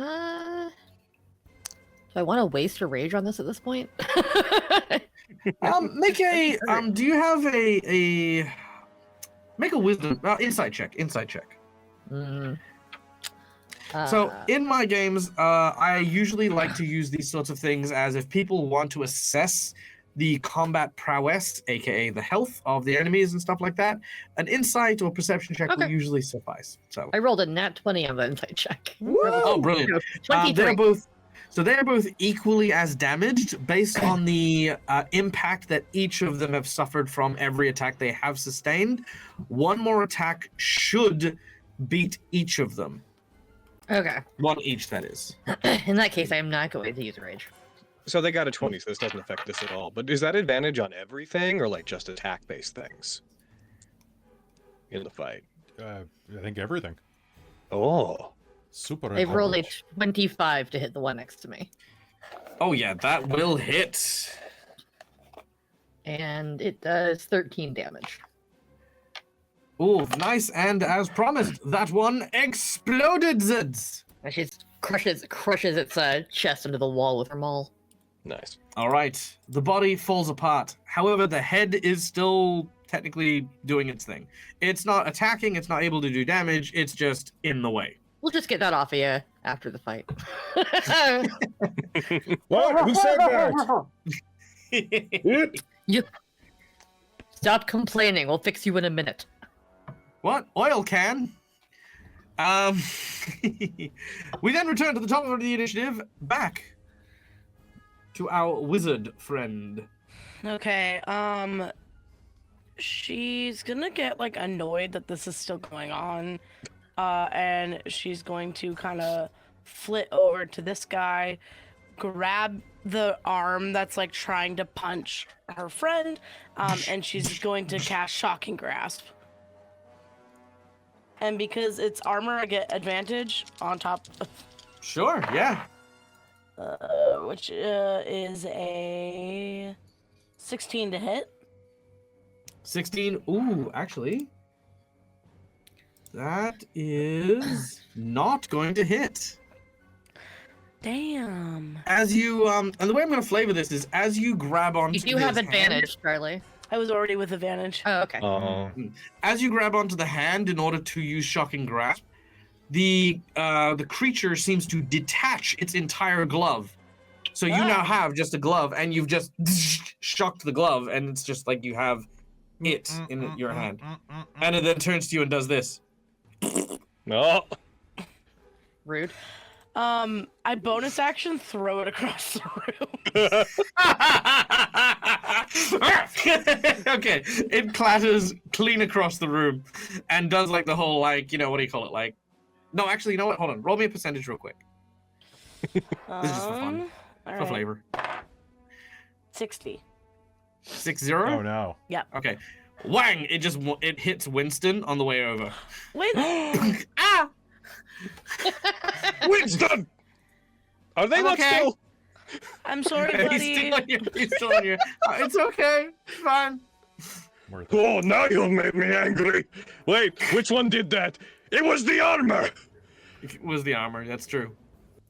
It was definitely the armor. Yep.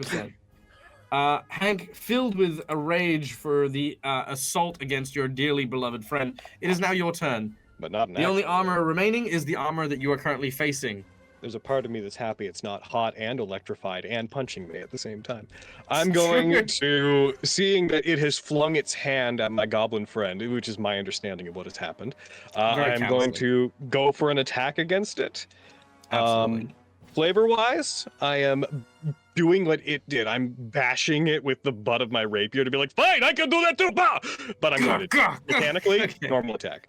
Yeah, That is a 23 to hit. 23 will hit. Okay, sneak attack because advantage. Thank you, chat. Not as good as last time. 13 points of damage. Piercing. Okay, and as per promised, the creature's helmet caves in, and as it does, the pieces of the metal armor fall to ruin on the ground. It just holds its helmet, continues bashing it as the rest of it falls away. Oh! Do not, goblin friend! He's hot. Drops. All right. As the two armors are now defeated, you can see that your friend Brom still has a helmet kind of bent onto his skull. Can we get it off? Sure, make a strength check. Oh. Or an athletics check, actually. Athletics check. Yeah. Do not uncrush. 17. 17 17? uncrush. You kind of place your foot onto his chest, and you just start to. Oh, what's this then? I'm saving you. You kind of spit Save on me your head. from and kinda you! with a final tug, you hear this as the helmet flies off and flings across the room. There. It tugged on my beard. Ow. There's a You cat can on my basically desk. see these bright red scratch marks just on both sides of your cheek. Oh. Use Pretty much. prestidigitation to blow cool air to cool him down. I'm very sorry, but it was on there. It was. Oh, it's all right. It's all right. It's gone now. That's the important part. I'm gonna walk up to Hank. Hank, may I place my hand on your shoulder? You may place your hand on my shoulder. I appreciate your consent, and I allow nature to flow through me, and I will cast Cure Wounds on Hank. You got the touch. Oh, I forgot I took damage. Thank Yeah. Oh, you. Hank. I- What'd they I do to did your not. beautiful face? 11 I points. know. How will I play the drum with a disfigured face? Hello? Hello? Is anyone there? Did you? How much are you healing me by? 11. Is that when? 11? Ah, I'm all the way. Yeah. I'm good. Woo! Thank you. Winston, Yeah, we're. are you okay, love? Oh, me, I'm fine. Yeah, no, I'm good. Help me, please. That's a different person. Where's it coming from? Oh. Who is saying help me?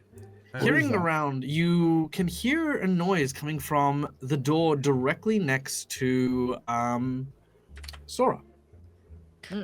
Open the door. All right. As you open the door, you find an empty bedroom. The room that you find is just dusty and old, with a writing desk nestled against a wall and what looks to be a bed. Close. That's basically it at the moment. Hello. Ooh, make a perception check or an arcana check if you'd like. Oh, I'm gonna do Arcana. What? You mean wizard get to do wizard thing? Love. Mm. I can roll a nat one. It does not matter. All right. Everything seems cool. Super cool. Very chill. What are you looking at? Yeah. What did? I just May thought I I- heard something, and apparently I was wrong, and I'm not As usually you- wrong, so. As you were mid-sentence stepping into this room, all of a sudden, a shadow appears behind you, which you don't see, Sora, Oh. but the others who are facing you while they're talking can see manifest behind you. Suddenly, almost as if this inky blackness was creeping across your face, it grabs you by the mouth and by the chest and pulls you 10 foot back into the room, Oh! and the door slams shut. At which point, you are pulled to the ground, and while you are on the floor with this shadowy series of hands pulling you down, you see something under the bed. You see dripping, salivating, undulating, a blob of eyes, teeth, and mouths. And you hear the words coming from one of them, "Help me!" I told you all the other adventurers got sucked into the eye puddle. And that is where we are going to take a very, very short recess to have a break.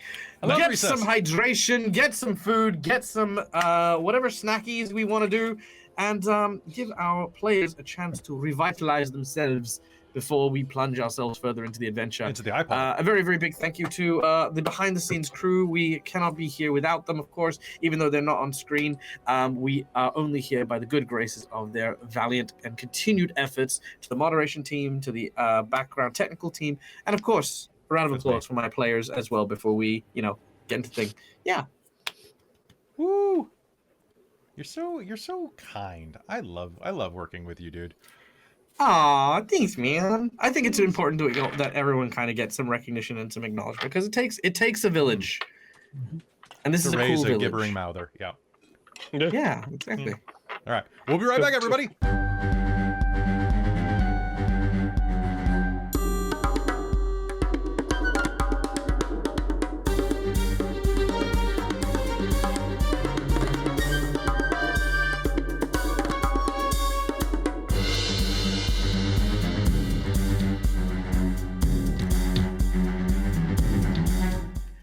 Greetings and salutations, and welcome once more, epic adventurers, to this sordid tale of misery and woe, featuring these wonderful and amazing adventurers as we return once more to the Delphi Manor.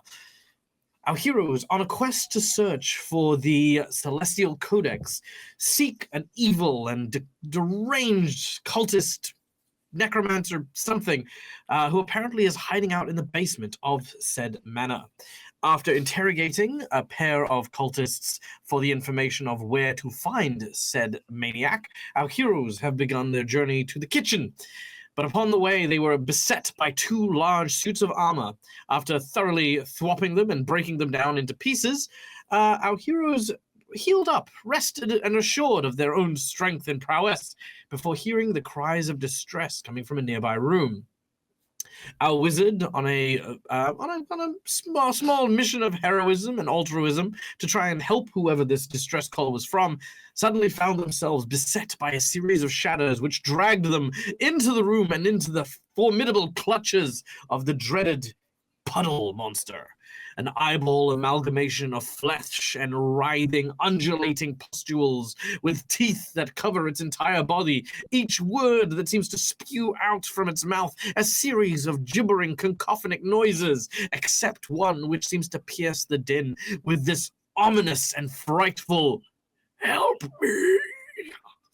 As we fly into a battle, our heroes will now roll initiative yet again. Here we go. Here we go. Okay, I have a slightly lawyersy question. Are we still in that minute? Nah. You are still in that same minute. Never mind. All right. Screw me. Screw that! I am going to let you guys milk Went from a these things 13 for all they're to a worth. 14. As a rogue variant, I appreciate having permanent advantage. So, do you want us Now, to? I How do you want us to swear announce this? to all things that are holy, if you are not immune to God freaking damn it, there's a reason why you are shelved as a system in my house. In 5e, things just aren't immune to sneak attack. That's just not a consideration. That's Everything ever has organs. distinguished ever. Yeah, I mean, because If- why not? Why everything not can have be them? hit opportunistically, I think, is the idea. But I mean, yeah, there's no. the design idea, as I understand it, is to make the players feel more heroic, so that Yes. you're never locked out of using your cool stuff. Yeah. And yet your numbers are so low. This is true. Well, because it's counting got to is be one or hard. the other, I think. All right, let's hard switch. We're going to talk about Hard design. switch, This hard is now a switch. design That'll be philosophy podcast. This was Sorry, I'm a game designer. I'm sorry. Same. We're all game designer. You just have a Speaking No, of I'm just being overly game critical designer, for a I have an fancy title. expansion book currently on That's true. Kickstarter. My book when just to, dropped. It's be like person number 7 to buy it right now. All right. Initiatives, character name, and your score. Go. Hank, 10. What is your initiative bonus? My Two? initiative bonus is +3. That's 3. All right, Hank. Done. Next up. Stonestalker, Brom. 21. Nice. Yeah. We switched. The Goliath switched this time. All right, next. Oh, it's with advantage, isn't it? Sora, 14. 11. Oh. Oh, Sorry, was that Sora 14? 11. So Sora 11. 11. Yep. and then you're- Felridj 14. Yep. Felridj and Brom both have 14. Felridj, 14. Sorry, who got 14? Both of us, me and Brom and Felridj. Who's Yep. got the higher initiative? I have +2. Plus 2 on my end, too. Who's got the Alright. higher wisdom? You. Plus 3. Because I'm Yeah. a druid. I have +1, so yeah. All right, and the reason I do that is because I also include your ability to perceive danger as your speed as well. All right, that should be it. Starting us off, Stonestalker. The door slammed shut rather violently on your friend as they were dragged in. You clearly saw the shadow pulling hands towards the room before the door shut. They are definitely, absolutely, and without punitive reason, they are in danger. Okay. I guess I'll keep kicking down doors. Make an That's what I athletics do. check. With advantage. With With advantage. advantage. With advantage. Advantage. Advantage. 17. A 17 will smash that door to splinters. Inside, once again, you see the dusty bedroom, and laying on the floor, sort of struggling against these various hands, is your wizard. You cannot see the other guest of this room just yet. Okay. I'm assuming that kicking out the door counts as my action for this round. Mm-hmm. Can I? Yeah, I'm just gonna rage as a bonus action. All right. Rage time. I'm angry, but I don't know what at. I would watch out, because if you don't get hit by the start of your next turn, it'll go away. See, I was waiting for you to say unhand them. Pinch yourself. Oh, Yeah. Get your filthy hands off them, you damn dirty shadows. All right. Next on our initiative is Felridj. And yeah, I can wait on the rage, I guess, since I don't want it to go away. Yeah. I'm still angry. I'm just not enraged yet. Yeah, I'm you can be angry mad. and slightly confused. I'm mad, but I'm not raging. I'm gonna Ooh, pull are a you page. sure? I'm gonna pull a page out of Baldur's Gate 3 and just be like, Hank, get in there and save them, and then again touch him and inspire him with some guidance from nature. Ooh, very nice. Let the You nature feel guide guided you. towards entering the room and doing battle. Do what you do best. You attempt to save me, you heal my wounds, and you offer me perspective. I think you're my favorite person. Oh, thank you. Oh man. You are tied with everyone else also for favorite person. even the puddle. Even the puddle is not. It is many persons? Oh, that might be an unfair advantage. You're disqualified! After this short exchange, Felridj, do you want to move anywhere by any chance? No, I think I'm gonna get a position there You where good? I am. Yeah, Solid. I All got right. a good view of the land. Brom, you are up next. All right, I'm gonna, I guess, advance and, all right, love, where is you? And then, like, kind of push into the room. Is there anything visible that can be smashed?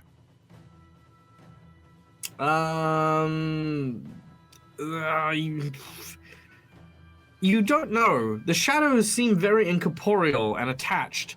And there is a bed and there is a nightstand next to it. They can be smashed, but they're just there. Maybe you could try to help up the wizard. Yeah, I'll help up the wizard. Come on, love. On your feet.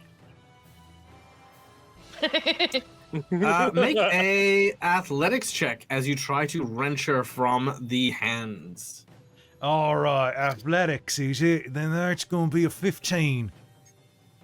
Ooh, a 15. A 15 is not going to be enough to pry them off. What the bloody hell are these shadows? Come on, get up. Yeah. Well, that's me. Okay, all right, you enter it. Okay, after Brom and his attempt to lift Saura. Saura, we're up to you. Because Brom is assisting, I'm going to give you a +2 on any attempts to break free of the shadows.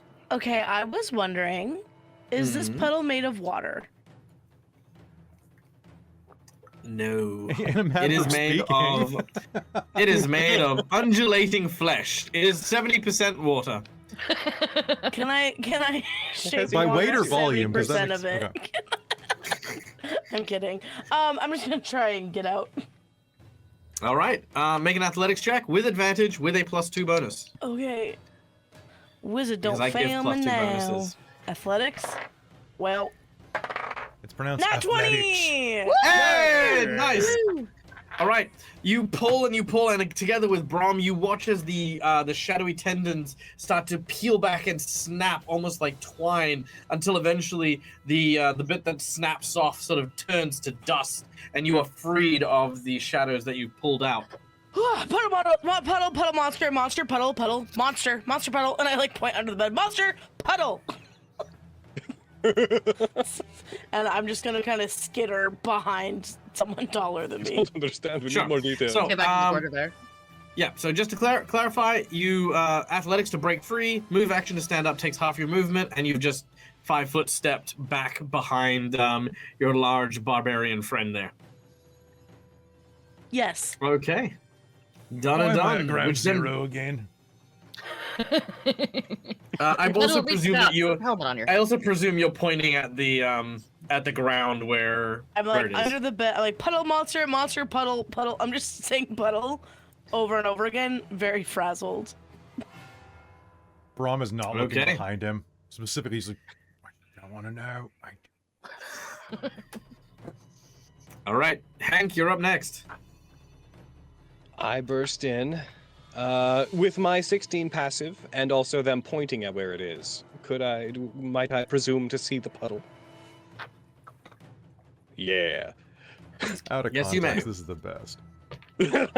I am going to rush in, look at it, look at my hurt friend, look back at it, take out my rapier, flip it upside down in my hand. I'm going to use one of my limited rages and let out the most gentlemanly but still distraught, "Oh!" And I'm going to start stabbing the ground with advantage. All right. Die, puddle. Yeah. I got 19. That will hit. All right. That'll add my In sneak another attack. system, that would have actually crit. Nice. Just saying. We can jump Not to this another system. system real quick if you wanna shift real fast. I'm gonna. You know what? I actually messaged Kelly like 10 minutes before. It's like, how mad would they be if I just rocked up with sheets and just converted the whole thing?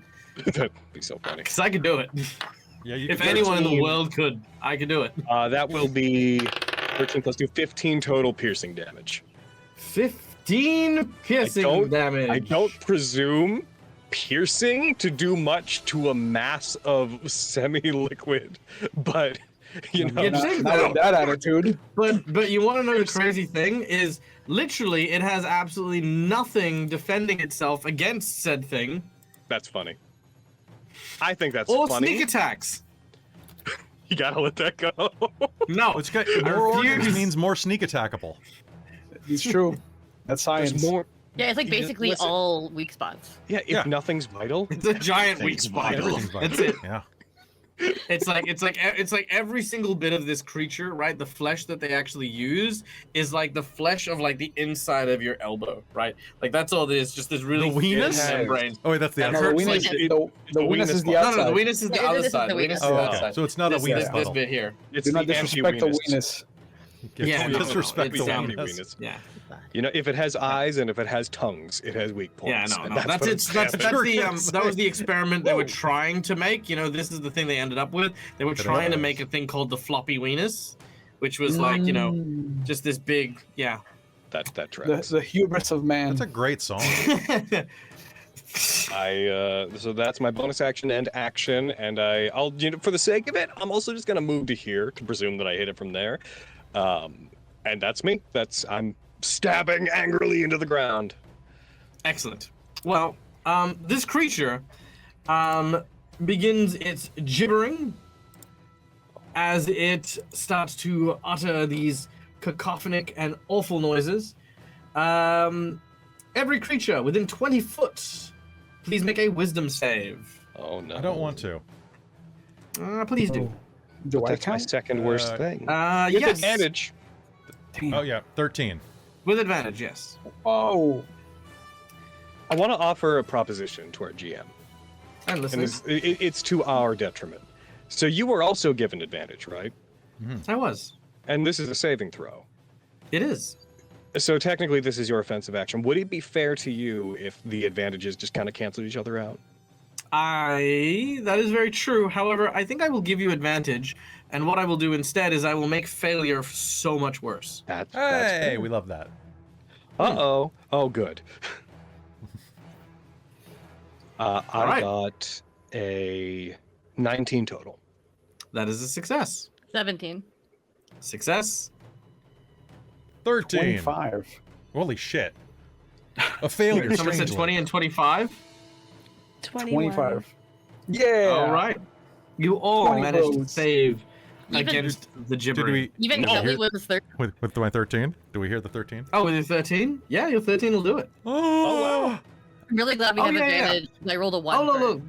Oh look, the Yeah. DC's 10. Okay, like Yay! it's not big at all, which is why I was gonna make it so bad. It's also not an action. Ooh. So Now that makes sense. now, as it emerges from underneath the bed, it starts to spread itself thin and roil around your feet, almost like a puddle of ooze that stretches out 10 foot from its central mass. While within this radius of 10 feet, the area is considered difficult terrain. And if you start your turn within it, you must make a strength check, or your speed is considered 0 for the round. Oh no. While you are in this area, it is also able to chompity chomp you, which it is going to do, starting with the bastard who stabbed him. Oh no. All right, Several- come with me. Several large teeth suddenly emerge from the ground and start to. Oh no. That is a natural 20. Okay. All right. I don't know if you knew this about 5e, but all PCs are immune to crits. Are they? They better be, because No, they're not. Yeah, it's in the DMG page 135. Yeah. No, they okay. are not. Well, you take 36 points of damage. What kind of damage is it? Oh my god. It is piercing damage from That a is- series of teeth that that is- manifest around you like piranhas. Thank God we have resistance when It is- we're in rage. Because I am raging. So it's 36, you said? Yes, indeed. So it's 18. Beautiful. All right, and make a strength save, please. You got And it. Michael, while that's going on, I Yes. would like to use my Sentinel feat to use a reaction to clobber this thing for biting my friend. Yes. Oh, by all means, please do. We'll Can resolve I that also before. use silvery barbs? Yeah. Ooh. Yes, you may. Okay, so that is a re-roll. No crit for you. Well, it might still be a crit. It might as well Okay. be a crit. So I'm gonna re-roll again, Yep. with advantage still intact. So I'm gonna roll with advantage. There's a 5 and a 19. Okay, so that's still gonna hit, but it's not gonna crit. Okay. So re-rolling the damage on that. That is crits. 18 points of damage. All right, down to 9 you go. And And then as you've gone to stab him, Brom, or clobber him, should I say, you have managed to hit him because his AC is garbage. All right, that's going to be. Who do you s- wish 6 to points give of poison. advantage to? I'm going 6 to give advantage to Hank because I feel like I had a moment of like an arcane vision of him like getting walloped, and that's why I was like, ha! And so I'm like scared for him to get walloped again. Do you have double No. advantage? I don't think. Well, it's advantage on it has advantage on the next attack roll, ability check, or saving throw within a minute. So because we have advantage already, do you want that to kind of disappear into the void, or can that be like banked for after? It's your call. I'm cool with either. Super I'm going to give you double advantage, so you roll 3 and take the highest. Because gosh darn it! Try Which also, according to the rules, means double sneak attack. Of course. Same yeah. page Why that not? says all PCs are immune It's to crits. 136. then. Yeah, why not? Yeah, exactly. Yeah. Page 135. Most Cool, important thank page in the book. That's very generous of you. Thank you. You're welcome. What is actually page All 135? right, that was of the PHP? creature's Now I need to turn, know. which brings us back to the top of the round. I don't even know what page 135 is. If it is the page that describes critical hits in combat, it will be the funniest thing. It's probably going to be like gnomish names or something. Like, Yeah. It is the noble background. Well, there you go. So close. all right. It's very, Is it's it very my turn? noble of you. It is Stonestack's turn. Stone stacks. Stone stack. Stone stack. Stone stacker. I already made my strength and I rolled that 20, so I can move. Nice. Love it. Now I'm gonna go into a Squish, raid. squish, squish, squish. Yeah, Rawr. just wading through the flesh puddle. It's disgusting. Anyway, now I'm going to hit it very hard because that's what I do. Yeah. Do it. I'm assuming that it's 23 hits. A 23 will hit. I'm happy to inform you that its AC is 9. Okay. I did 13 bludgeoning damage. It'll take it. And now it has disadvantage to hit anyone but me. Oh. Because I have ancestral protectors. So if I hit anybody, it has disadvantage on any attack that isn't against me, and if it does hit somebody other than me, then that creature has resistance to the kind of damage. Wow, nice. Ancestral guardians. Ancestral guardians. So yeah, you will see Stonestalker walk up and just smack them all down as if she's playing one of those strength games, and as she does that, the carny ones. ghostly Goliaths are all Yeah. around her. Hey everyone, what's it like having a subclass? It's all right. You're the One one of that those- chose for multi-class at level 3. I chose to multi-class at level 7, and then had to make it make sense for level 3, is what happened. I love it. I love it. That's fair. All right. As the ghosts manifest and appear, this creature is kind of confused by all the kind of like people suddenly appearing. You watch as many of the eyes dart around, trying to spot and figure out what it's going to do next. But it seems to lock eyes directly on Stonestalker. As we then switch to. I love the permutations of my name. I keep forgetting it. Wait. Let's see. Do I stack stones? Do I Stone stalk stacking from the attacks. stone? Stonestalker. That's right. I'm just over in a corner playing As with long as rocks. it's not Stone It's fine. Stanker. Next in the turn That's order, true. That's true. Stone Just thank you, Strider. Lake. Felridj. So yeah, I'm gonna step to the side just so I can see everybody. But I'm gonna summon that little lob of flame that I like and throw it at this mouthing Nice. monstrosity for another 6 points of fire damage. Spy. Nice. All right, your fireball explodes, Whoosh! and it starts to. I don't know if That. I'm helping or not. Maybe. It's not hurting. I mean, it's hurting it, but you know. Yeah. There you go. All right. You watch as several boiling gashes appear on its body and start to explode as the fire burns the flesh of the gibbering mouther. And we swiftly then turn to Brom. All right. So, I mean, how many organs this thing have left? I'm gonna hit it. You know they Alright. say that skin is the largest organ on the body, Then leaving I'm gonna it with hit it the right in most the organ. permeable organ. All right. Oh, that's a 19. It's a nat 19 for you, Logan. Which means it's a crit for me. Heck yeah! Champion. If I could roll better than 2. Oh, god damn it. All right, total of 8 damage with the crit. Good job, Brom. You hit it with a normal hit. Hey, it's an exceptionally normal hit. That's Very funny too, because all you need to hit is the same DC you'd need to hit the floor. funny. But I missed the floor and hit the flesh. So, Yeah. Okay. With That's the all I mighty got. hammer blow being dealt, we then go to Saura. The Sora Explorer. is watching her beefy friends do what beefy friends do. And she's just gonna drink her coffee and use her spell focus to cast Mind Whip on this guy in hopes that it has a mind to said whip my at whip is good. second level. As it's a second level spell. Okay, I have to roll to hit first. You got this. A 16 to hit? Yes, okay. Oh, great. And then it's going to take 3d6. Oh, no, sorry. It's an intelligence saving throw. I misspelled this. Let's see how I go with my -4. You do have advantage. Oh, I got a 14 because I rolled an 18. My spell save DC is 14, so. Oh, dang! Meet it, beat it? I think Or so, aggressor yeah. wins. Yep, that's the rule. Okay. Yep, meets it, beats it. Okay. So Feel you're going bad, to take man? half Very psychic bad, man. damage. We find your proposition infallible.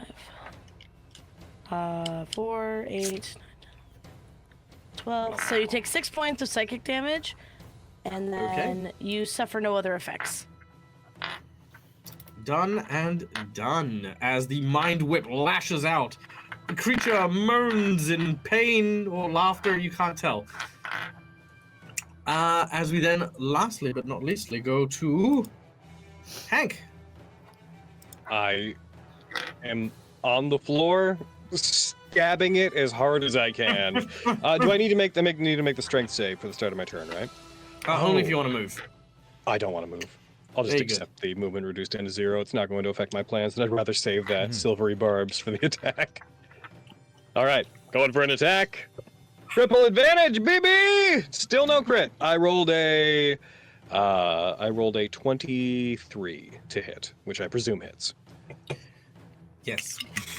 And I am going to roll my attack with sneak attack because I had advantage.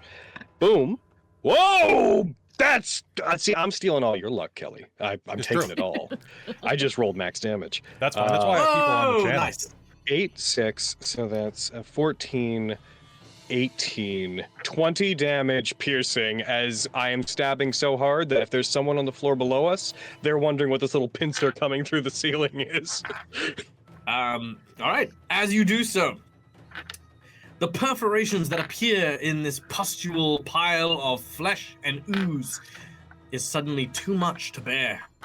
Blood begins to seep into the wooden floors, and the creature becomes naught but a remaining rag of flesh and eyes. You watch as each eye quietly stills, and the last gasps of breath leave its form. Like bubble wrap, I continue stabbing each eye, though still, until every eye has been stabbed. Oh, that's so Yeah. satisfying. You basically make an eye kebab. Yep. He's All dead. Actually, you know what? Roll me a percentage. All right, here we go. Because you guys are playing these characters later on, yeah? No. I am. You are? Fantastic. I- This is brilliant. 38. 38? Brilliant. Guess what? Hmm. You now have an enchanted weapon. It is now known as Eyesore. It is a piercing weapon that now functions as a magic item, and on a critical hit with no saving throw required, it will blind a target for 1d6 rounds. Nice. Cool. I accept. And I'm there's glad, nothing 'cause any of the other GMs can do to take that away from you. I'm sure they'll What? agree. Why would they? I Yeah, know, why? exactly. I'm- I mean, it's just, I like the idea of naming weapons based on heroic feats, and I feel like creating an eyeball kebab with a rapier. That's pretty thematic. on a D8 max damage and a D6 max damage together. I Yeah, think so. brilliant. That's a cool Yeah, moment. it's Yeah, I brilliant. think so. Done. There you go. Okay. I think it's dead.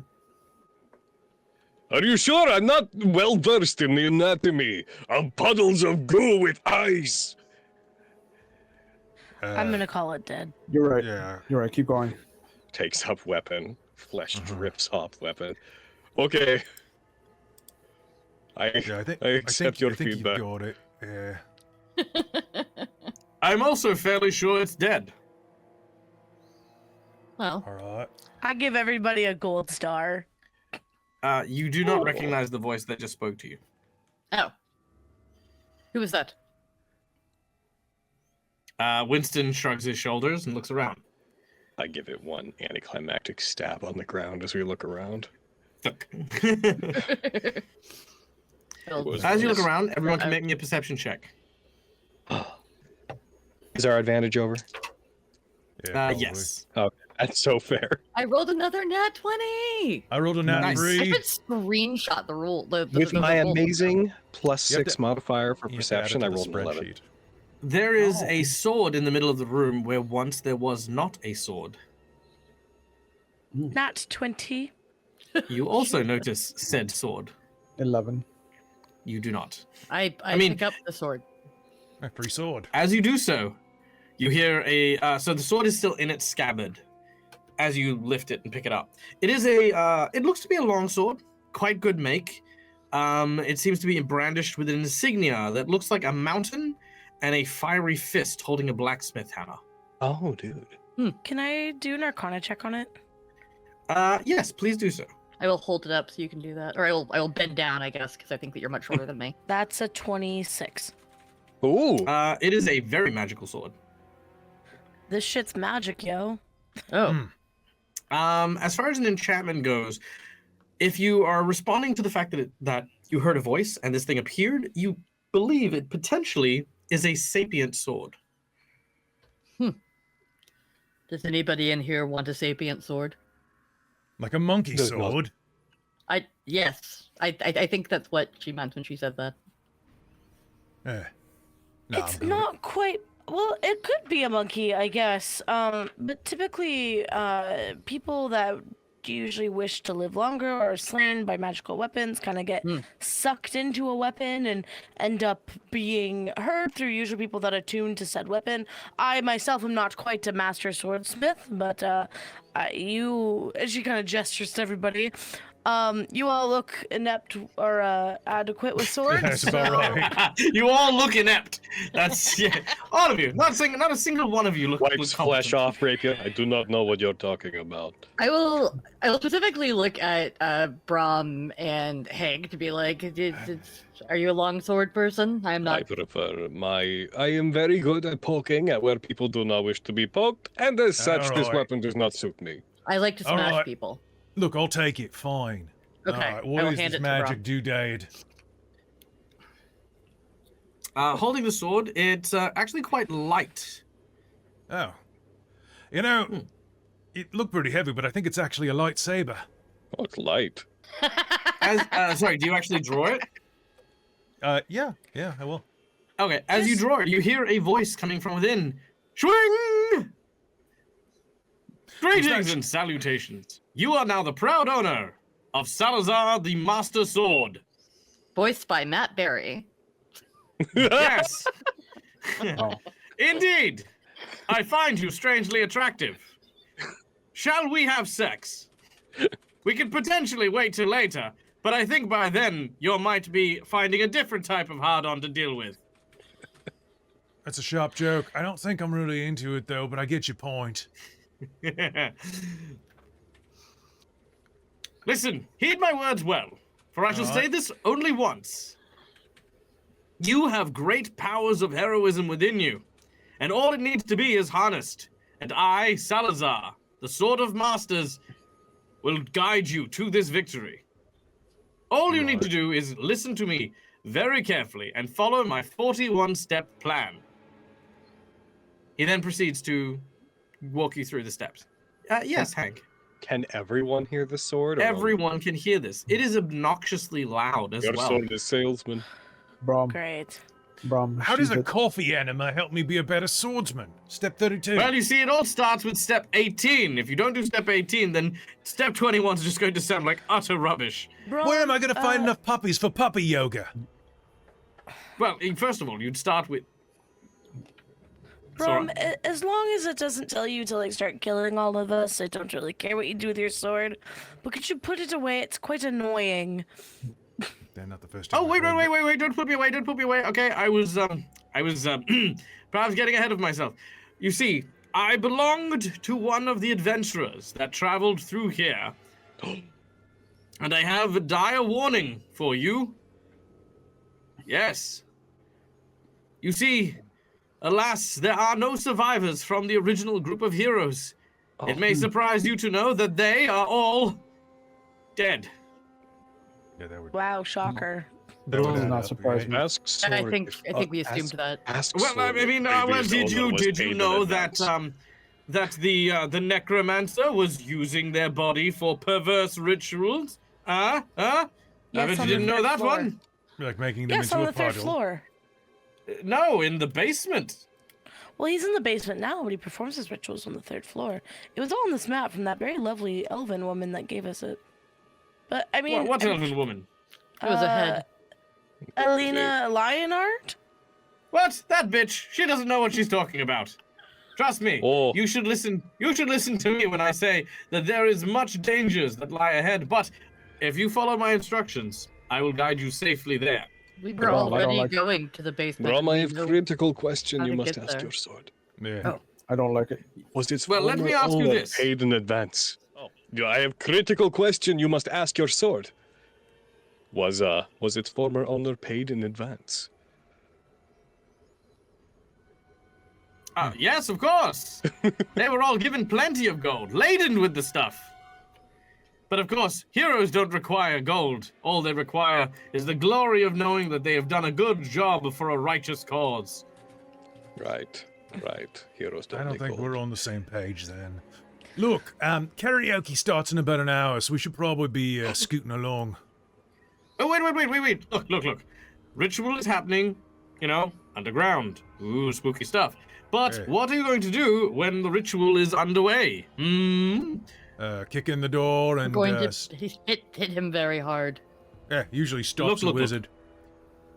I mean, it usually does, but I have a suggestion. Now, hear me out. There is, in fact, another ally of the evil villain known as Marcos. And he resides in a tower. And in that tower, he studies great magics, and in his possession, a scroll that you may use to disrupt the ritual. Disable his power, and you render him impotent Why don't we against just your hit- onslaught. We could also just hit him really hard. Did the former could- adventurer that you are, that had you in its possession, did they use the scroll to do this?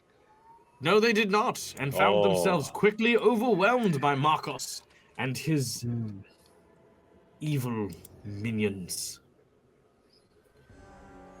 I think we should get the scroll. I'm like, you mean the wimpy cultists? They surrendered. No, not them. No, you seek the man who's being transformed into a monster. Horrible leather skin, beady eye. One BDI. Yes. The sword. You have knowledge of this place. Where Well- is Hookman? He is upstairs. In a hallway? No, he's in a big room with ritual circles and things. We were tricked! So hallway hookman was a misnomer. Well, I mean, he might walk down the hall. He was in a circle when I saw him. Where is this tower? The tower is up the stairs and to the left. Pulls Oh, the tower that's here. Yeah. I think Oh. the circular stairwell We tower. can, we can go up the tower. Yes. We go up the tower. Let's do it quick, all right? Yes, just keep follow trying- that door to the left right there, and then you can just climb the tower. Can you be quiet? Or at least quiet, Can I be quiet? First of all, I'm sheathing let me him. start by telling you a little bit about who I am. Now, he is going to talk for 1 minute precisely. Do you allow him to speak? This is a very imperative question. He is trying to, he's basically just, giving you tales of his exploits. So, is this a weapon that would require attunement for you? No, not at all. Is this a weapon that by holding it, you feel like it is a perhaps +1 weapon? Yes. Okay, well then my immediate thoughts of what if we wrapped it in a blanket and left it in this room are maybe a little bit more off the table. So you do whatever you want to do. All right, fine. Just whisper, if you could, please. Come on. He begins to speak boldly and at length. As he does so, you find yourself empowered. Ooh. I like that. Okay, 1 moment. Let me give you what you get.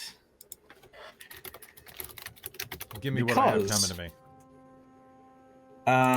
Because Could just slowly be you have a magic sword All right.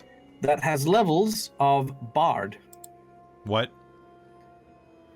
It's basically a bard, and it just casts for 1 minute motivational speech, which means you and your allies all now gain 5 temporary hit points, advantage on wisdom saving throws for the next hour, and if you are hit by an attack, you then immediately get advantage, which will stack with any advantages you already have on your following roll. This spell effect ends when you lose your temporary hit points. Oh, okay. Cool. Interesting. You have been motivated, oddly, We- by the strange sword. We feel barbarians pretty are not going to be motivated. holding on to that for very long. So the trick with Salazar is actually known as the Sword of Many Masters, because no master keeps him long enough to actually use him. Most of the time, he's so annoying they leave him behind or ditch him or throw him in a ditch or whatever, just a bunch of stuff. So yeah. I want to see a buddy comedy now with like Yeah. Laszlo and Billy Butcher running around That'd be fun. together. That'd be 'cause so I would good. actually enjoy that. Solving crime. Yeah, yeah. After the boys, are you? You're there looking to find superheroes in New York City. Hank, If you want me to talk, you'll have to kill me. Hank, I'm gonna reach out and touch your shoulder again for 10 points of healing. Oh my goodness. You're definitely still tied for my favorite person, but it's like a very strong tie. Like upper tie. 10 points? Yeah. Oh, you are the best. Yeah. I got don't know, all I hit think- points back. I think I should be at the All top right. of the list. Listen, you are at the top. of Is the there any list. more? Is there any more healing you guys would like to do before you ascend the tower? All right. I'm gonna use an Dude. arcane recovery to get one of my spell slots back. Have other Oh, people no taken damage? Yeah, I didn't take any damage. No. My boots. I got might. hurt. Am I Was like that the complain? only? Is that you guys complaining? I mean, I can fix that. Okay, you climb the staircase. Shut us up The real winding. quick. The winding tower soars upwards 3 stories. As it goes higher and higher, you eventually find yourself on the 3rd story, where in which you arrive in a almost like an observatory of sorts. Rubble lies scattered across the floors, and parts you can see the roof has kind of fallen in on itself, and perched atop the rubble appears to be a haunched figure wrapped in a cloak. Right now, it seems to stare with its one giant beady eye up at the night sky, unmoving, and as of yet, unaware of your presence. That's in like this room beside us. Yeah, I think that's in the bottom right map that we are not currently on. Bottom left map, I think. Oh, no? Are we on bottom? 8C.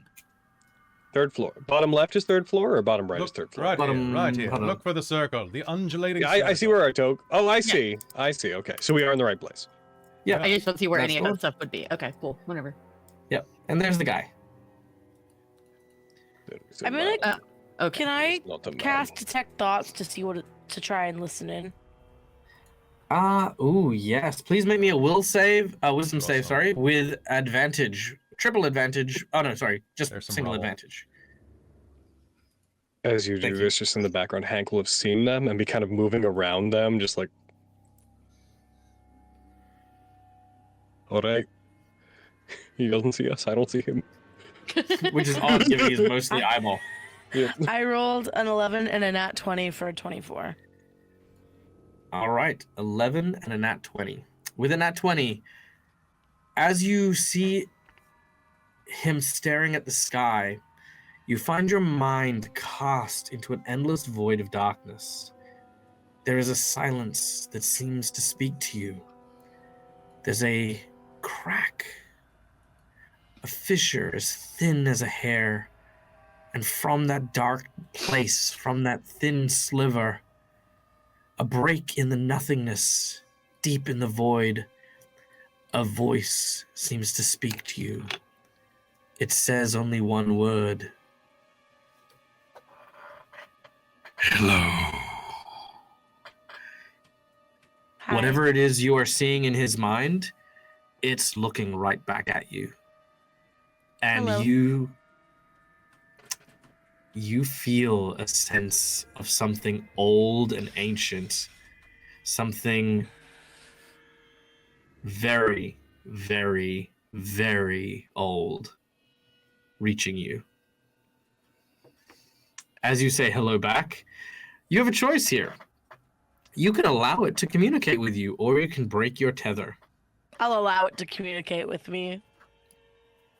Okay. As One it does thing so, about Sora, it's always for the gain of knowledge. Always for the bit. Oh, fun. You Where's- okay, let's do this. Oh, I love this. So, as you allow it to enter, that thin hairline crack suddenly splits open. Everyone watches as Saura begins to levitate and float off the ground, her back arched as she begins to rise.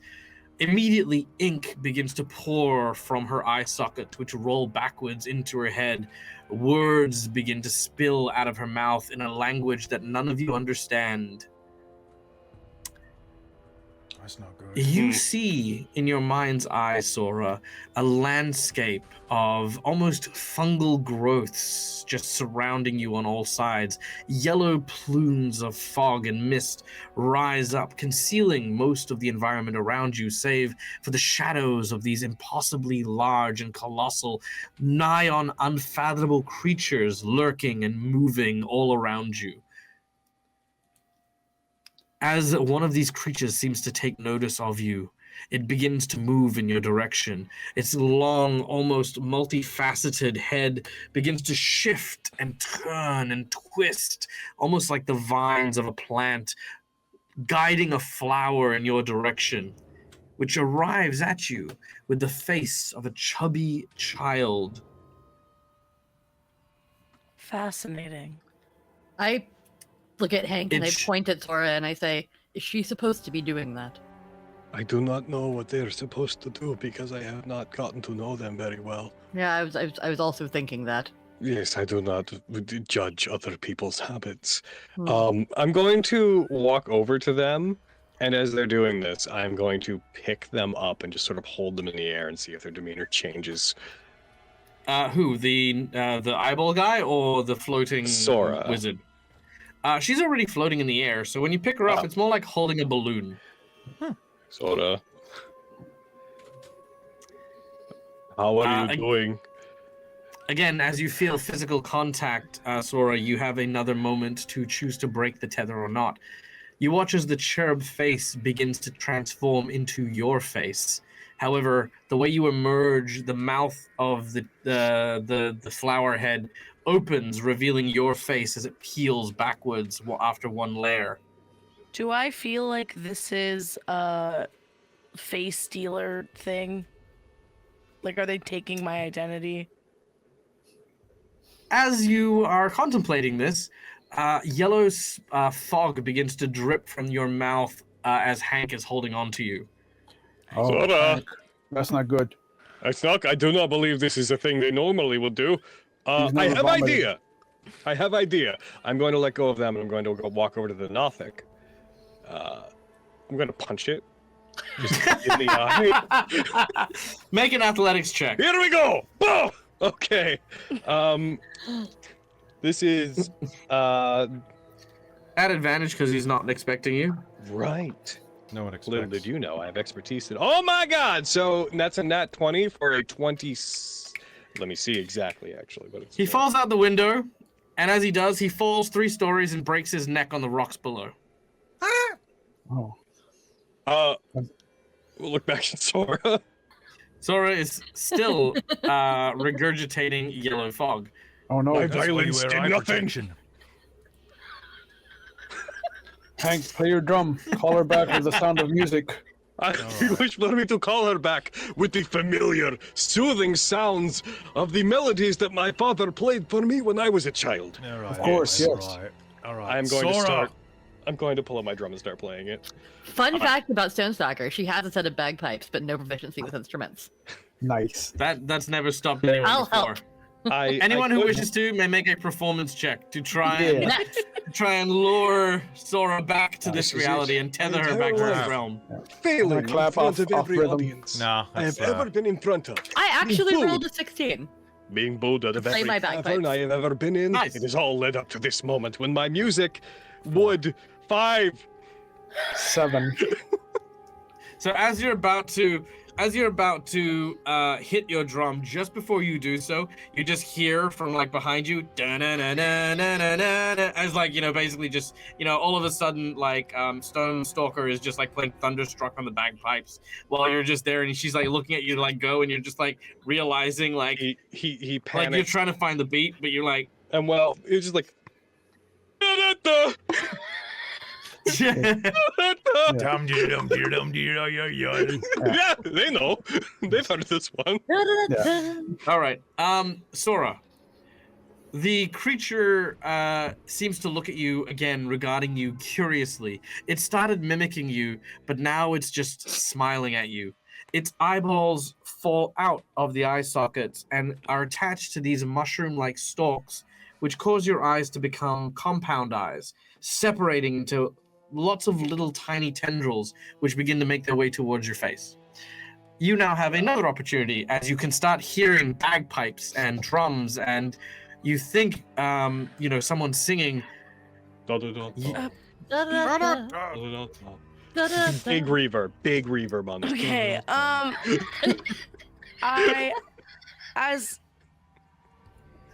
Okay, as he's like eyes, but curiously look at me, and I'm like kind of thinking, and I'm like, okay, and I kind of look at the eye, like the fake me, and I go, I'll be back, and then I snap back. Okay, make a wisdom save to snap back with advantage. That would Thrown be back a by our melody of saving. 17. 17 is just enough. You take a moment where you're like trying to concentrate to go back, and you feel that tether getting stronger. You close your eyes and try it again. It still doesn't quite work. The third time you do so, you suddenly feel yourself falling out of the sky. You cough and you splutter as if your lungs are just filled with like this thick haze. You cough out more of those yellow spores. Your eyes are like itchy, but like caked with this black ink as you come to your senses. Remarkable. You return to Thunderstruck on bagpipes, But a also somehow non-existent became song on drums, and a Violent. da-da-da-da. Yeah. You did it, I- Hank. I look I at did. everybody, and I go, oh, hey guys, what's up? My music has drawn you back to your mortal coil. You know you were vomiting yellow foam, right? Yeah. Fog, Yeah, that was not gross. foam. Oh, fog. Foam is Sorry, different from sorry. fog. You're right. Fog Yeah. floats, foam falls. Yeah. I'm like collecting samples of this ink, like crying ink in little vials, and like trying to like, if any mushrooms cough out, trying to like put it away. And I'm like, yeah, I was like talking to an ancient god guy. Kind of took my face for a bit, but I don't think he took me. You suddenly are hit in the face with some salt. And some pepper. Good. And some What- sage. Stop it. What are you doing? Right, okay, this is becoming a different Winston, thing. Winston at the top starts yelling, Wait. "The power of spice compels you! The power of spice Winston, compels you!" Winston, we could save them for food! Winston, she's back. We saved them. I punched the eyeball man from the window, by the way, while you were possessed. Oh, He's very dead. great. I mean, I assume it's dead. It's not. You look over. He's not You look here, over that's all I care about. as you look over the edge, you can see that wolves have started eating him. Oh. I suspect he is dead. He's dead. Or Well- he's making friends. Tis the for cycle him. of life, after all. Good for him. Right. One Okay, day the wolves come for us all. That Were was we not supposed to Hook get a Man, scroll was it? from him? Supposed Ah, to get a scroll shit. from somebody. Oh no, was he the man with the scroll? Oh Wasn't no. a man. That presents a problem. We could just go back downstairs and Oi! fight those wolves. Wolf! There Is is there a a door. scroll on there? They drag the body away. Ah, fuck. I'll point to the door. There's more to this floor than this room. He may have just Okay. been like some guy. Maybe he was an intern. Right. Okay. Allow me to make up for my blunder by doing a small bit of scouting. And I'm gonna dodge roll into the next room while stealthing. As you go to dodge roll into the next room, the door is indeed closed. But then when you get close to it, a face appears in the door. Oh, A not familiar again. face. It is the face of a blonde elven woman. The nut. What? No, I'm not a nut. Stop calling me a nut. What's with you people and nuts? Lionheart. Hello. Yes, it is I. I have manifested yet again. I'm I'll sorry promise to that keep I- their hands out of you this time. The sword Yeah. said you weren't shit. What sword? Oh, not that sword. Throw it away while you still can. Look, there's an open window. What do you mean then while the we wo- still can? Will it be stuck? Just to us? cast it into the darkness and think of it no longer. I like Salazar. You will regret this. But then the wolves would have swords, and I think that's kind of bad for the ecosystem. Sword says I fuck hate off. that sword. I think. hate that. Look, I know what you're doing. The ritual is already underway. It's already too late to stop it in its entirety. The scroll that you are after, you may not need it. In the room just beyond, well, if you go into the next room, Yep. it's filled with giant blood-sucking monsters. Lure them out, don't fight them. The room just beyond there is where the hooked creature is. I think they're using its life force to power some of the ritual. Kill the creature, and you'll be Now you're able talking. to disrupt. I said, now you're talking. Yes. Fish. So next Alright. room, blood-sucking creatures. Do not fight them. Just draw them out with treats or whatever we think of. And then proceed past them. But which way? He pulls out the tiny map. There is a way down to a big room. And then also a staircase room. Yes. You'll need to go simply into this next room, then down, and then all the way back to where you came from. Probably the one with the magic circle there. See, is Yeah, drawn into That one there. That's Yeah, the I one? point, but I'm just ahead. What is up the staircase room? Up the Stairs. staircase? Yeah. Well, we have you. This is the top floor. Down, then? That would be the second floor. And just below that would be the first. The layout of this map vexes my mind. Okay, thank you. I think that we've got it from here, considering we're still alive. But I appreciate the heads up. Yes, Oh. it's fine. The ritual is getting stronger by the moment, and I don't want you to tarry. It's almost as if I don't know. The ritual might be completed in 45 minutes. Oh, I see. At which point it may be too late. Oh, Maybe too jeez. late. That's when karaoke begins. Yes, Yes. it Okay. is. Good luck, adventurers. Good luck in the afterlife.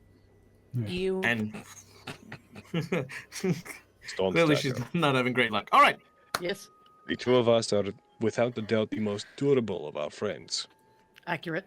If we are to distract these blood-sucking beasts, perhaps you and I should try to lure them to us, while the others move on ahead to deal with Magic Circle Room. We have the most blood. We're huge. Can I use prestidigitation to create a noise in the back corner of the room? That would be better. Yeah, sure. Yes. I create a noise in the back corner so that everyone is led away from the door, and I Hey, think don't- it's like a faint. It's a faint whistle of thunderstruck on the bagpipes. Da-da-da-da? No, no. Shh. No. Okay. Okay. So you're going to do this as you open the door? Okay. As you open the door, the noise begins to draw what sounds like a series of humming noises.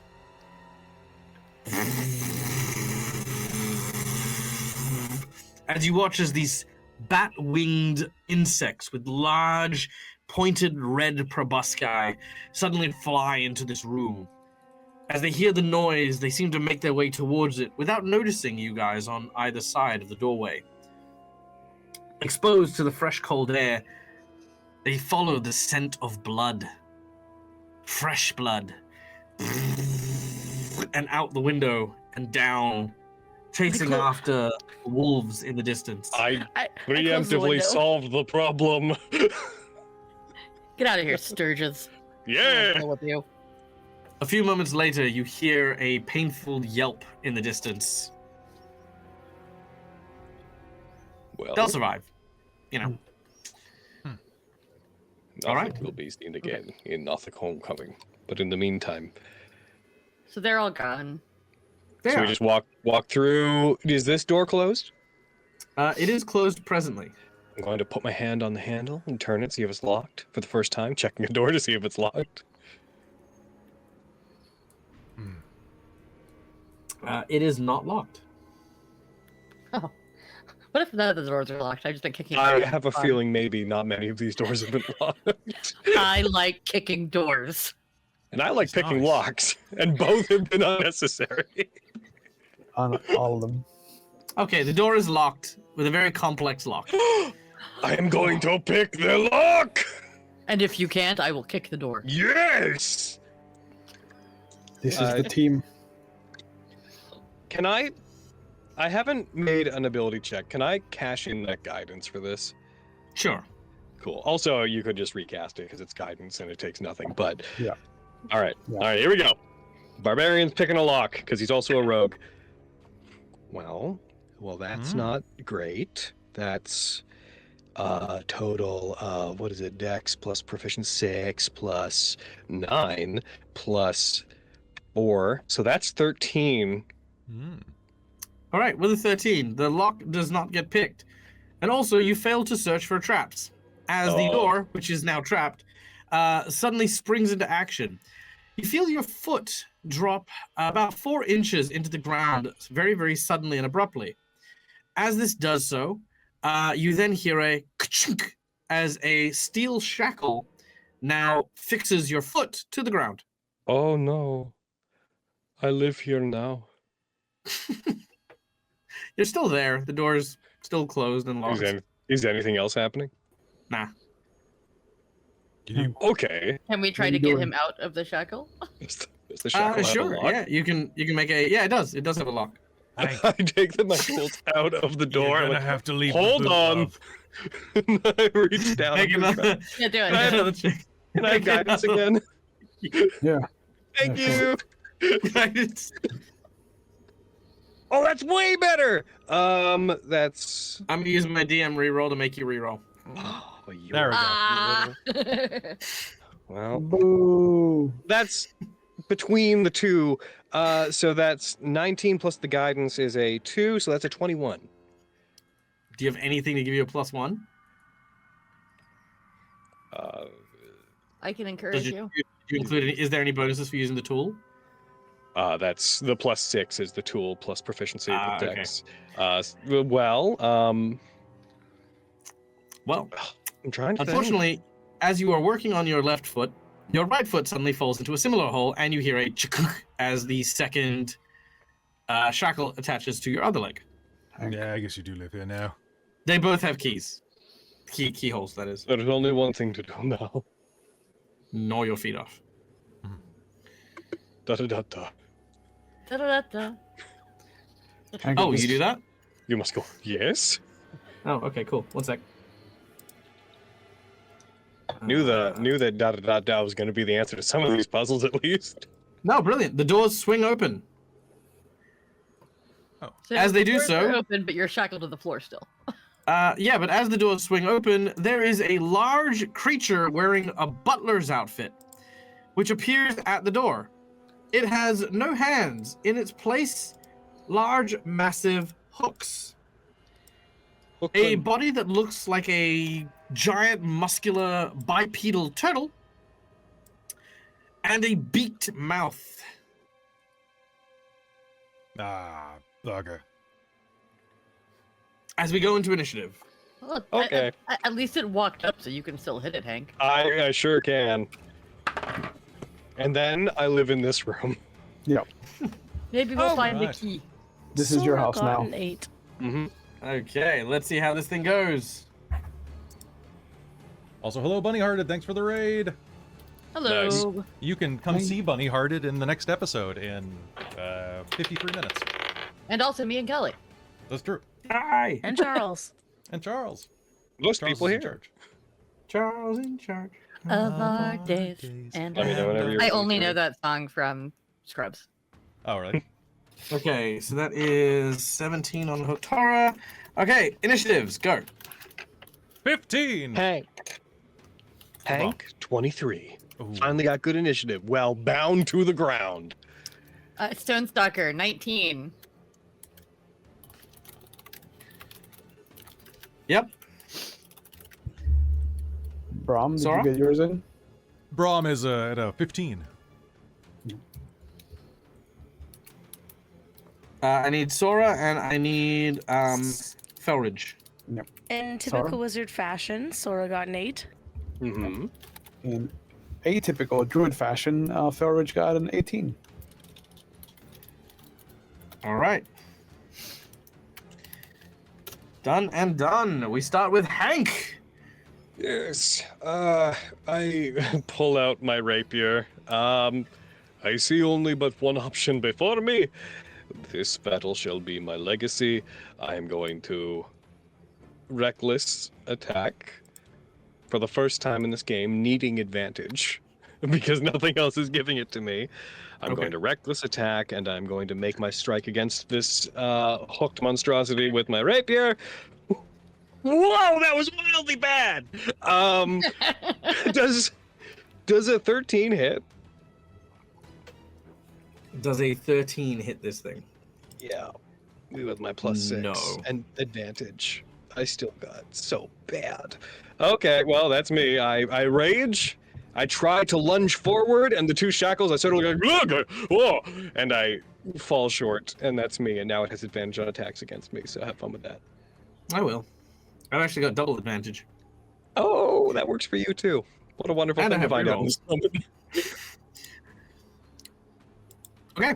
Next up is Stonestalker. I'm assuming I can get through that space to stand next to him. Yeah. Yeah. Incorrect. Oh, no. Oh, I can't walk through the door? No, because he is blocking it. Okay, well, I have 5 Occupying to a reach space anyway, so I adjacent to should that. be able to hit it. Yes, you can. Okay. That's fine. I am going to rage! Because you might as well use all your rage on this when you're in a one-shot, right? Always. Yeah, why not? And then I'm going to hit it very hard, hopefully. All right, let's do it. I'm assuming that a 19 hits? For 19 will hit, unless I get you to re-roll it. Can I have me re-roll it? I will. Okay. I'm assuming that a 23 hits. Oh, my God. Yeah.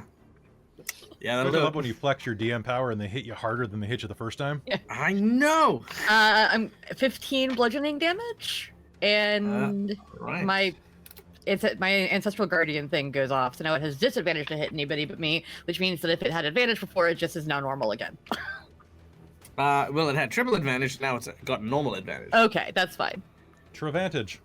Travago. Trevantage. Prevented. All right. Travago. Well done. Next on our list is Felridj. Okay, I'm gonna move back here, and I'm gonna blanket a 4x4, little 20-foot cube, 2x2 actually, right where he is, Mhm. of fairy fire. I'm gonna Nice. just summon these little butterflies and these little like glowworms and lightning bugs to just kind of come around and envelop him. He's gonna make a dexterity saving throw of 13 or higher. All right, let's see him do it. That will give me advantage on attacks without I having do to use will. reckless. You remain my Alright. favorite person. He gets a 16. Okay. It does not change how I feel. The glitter gets I appreciate no. Yeah. That glitter's not Okay. coming off anytime soon. As the glitter sparkles around him, he kind of looks around. The hooked horror then attacks using its multi-attack. And it is going to go for Hank. Now, That Hank, makes sense. I would do that too. we're going to play a game here. It's called Wishbone. Uh-oh. Okay. The first attack is represented by both hooks attacking you simultaneously. Uh-oh. with triple advantage, reduced down to single advantage, thanks to the efforts of your barbarian friend. That is a 25 to hit. I'm a silvery barbs that bad boy. Oh. Okay. That is still a 19 to hit. You still got me. Still good, but you still get to give advantage to someone. I'm going to about give to- advantage to Brom. Good, because I'm about to use my All right. reaction to stab this guy with a singing sword. A sentinel. Very nice. Okay. That is 14 points of damage. Except It's that you attack. have resistance because of The- my guardians. Oh, so what was it? 14? You said down to 7, Mm-hmm. Yep. which actually And- chunks into my temporary. So I took a total of 2 through those. Nice. And you'll have I love advantage that on as your it's next going for these attack. these 2 attacks coming down at me. You're just over there like barbs, and it does nothing, and then you're just in the side sword like everything Okay. happening around me. The second action he's going to use, because he has multi-attack, is the wishbone, where now that he is hooked to your collarbone, he is going to try and wrench you forward. Unfortunately, your feet are anchored to the ground. Mm. He is still at advantage, which is a dirty 20 married to a 25. Okay, those hit. Did you sentinel? What's that? He was doing sentinel. I don't think we. Oh, you're. Oh Resolved yeah, it. yeah. No, sure, yeah. Sorry, yep. You can. Oh right, yeah. So as he's like hooked in, you've made your sentinel attack, swung your swinging shining sword. As he does, swing, slashes against his body. What's the bonus for the sword? It's a D8 and then plus 1. D8 plus strength plus 1. Cool, I crit. So Nice. yeah, I know. Thank God, right? That's going to be 6, 10, 18. 18 damage. 18, Nice. 18 bard sword damage. Yeah, that's not bad. The armor is a lot thicker than most of the foes you've fought so far, but it does leave a surprising wound. Now, as this happens, everyone who now makes an attack against this creature, thanks to the reaction of the sword, who has bard levels, everyone will receive a +1 to the damage that they deal to said Oh. creature. Yay. I like that. As he basically goes, hit him here, hit him here. And least that's how then Dixie he sounds. kills me. Yeah, he's gonna try. So a 25 to hit you with the wrench attack. Mm-hmm. All I right. took that. As he pulls and strains you, I need a Constitution saving throw, please. Okie dokie. Constitution save. Luckily, that's one of my saves. That is a 16. 16 is a failure, resulting No. in 21 points of damage as he. You hear your bones snap as he pulls backwards quite heavily with his larger form on you. That's halved as well because of your. Yeah, Yep. Correct. So that's So that'd 21. be 10. 10. Okay. That's easy. Okay, Boom. 10 Oh, points we of got damage. broken legs. Yep. Yes. In fact, let's represent that with a negative 10-foot move speed on top of that. Oh! All right, My that is the creature's turn. Now done and dusted. As we then go to Brom. I'm gonna hit him. I'm gonna hit him again. I think. Hit him good. I'm gonna Hit him hard. Hit him good, and that's it's not a crit, but it's probably like a 19, unnatural. That'll hit. And I rolled a 1 on my damage, which is great. So it's going to be 6 points of damage. Oh, 7 if it's a bard, because of the bard. Yes, indeed. All right, so that is 7 points of damage as you manage to dig into the wound you had carved previously.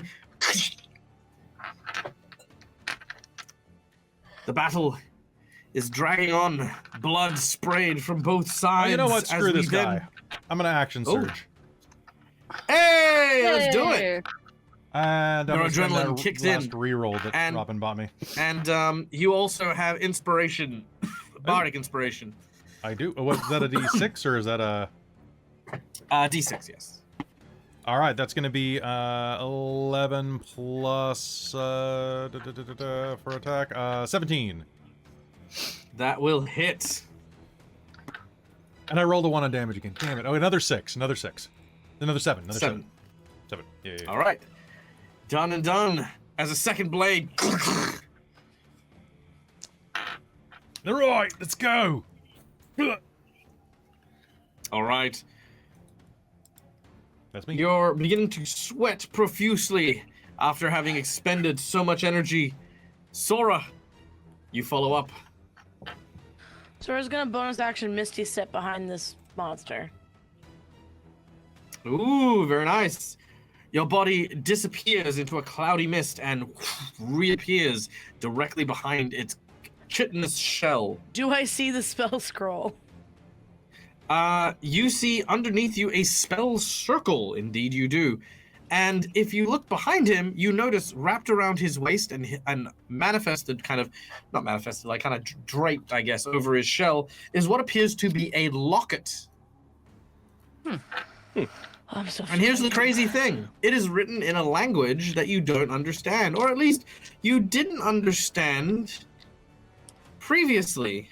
However, ink begins to drip from your eyes as you can indeed read the words that are on the locket. And it says, Falvrak, which translates to forever changing. Oh, rock. Cool. I'm going to quickly scribble that down.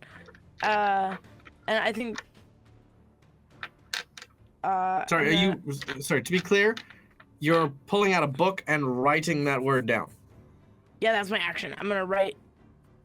I'm trying to get the spell scroll to get the fuck out. Like. You don't see a scroll. But like, I'm assuming that because of the spell circle and the thing, so. I will give you an insight check on the locket I just said. That'd be great.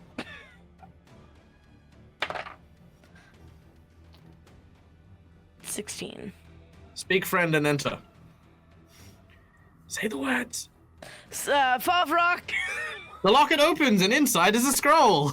Yay! I grabbed the scroll. A very tiny scroll inside the locket. it's It is like a- little yeah. Would be just like Yeah, the it's like- cutest it's fucking like- thing. Yeah, you like unfold it. Yeah, no one said a I scroll thought had it to be was a full very big size. You know, locket. pixies have scrolls. Okay. You do indeed find the scroll in question. In the final battle, it was like, prepare to be bested, demon. Now, you don't. Now, keep in mind, you don't have to finish this thing off, but it's, you know, if you do, then you kind of get a bit more. of I an advantage. disagree. Yeah, there you go. All right. I take the scroll and I go, I have the scroll, kill it! Hank, you heard her. My friends, you must run, and you must leave me to my fate and save yourself. Don't do that. Don't do that thing I said. You must go! And I'm going to go for, I wasn't given anything to make my attack have advantage, was I? No, the advantage went to, right, I'm recklessing, because that's what I do. And I'm going to get a 23 to hit. That'll hit. And then because I had advantage, I'm going to do a sneak attack. And I'm going to do a total of... Oh no! Why is one of them a 1? 5... I'm going to do a total of 9 damage. 9 damage. That is pretty damn good. As you stab him, thrusting in between some of the slates and into the spot where Salazar had cut open. Did you add the +1 from that? Oh yeah, the +1. So there would have been 1 on top of that. Easy done. Okay. Yeah, the creature is pretty bloodied up and pretty wounded. A few more good hits, and it'll probably go down. Stonestalker, you're up next. Help. Run. You choose. Also, I'm doing secret rolls. 21 to hit. Nice. 21 will hit. And then it will do 13 bludgeoning damage. Also Ooh, nice. nice. All right. Oh, actually, you know what? You have triggered my homebrew rule. Oh no.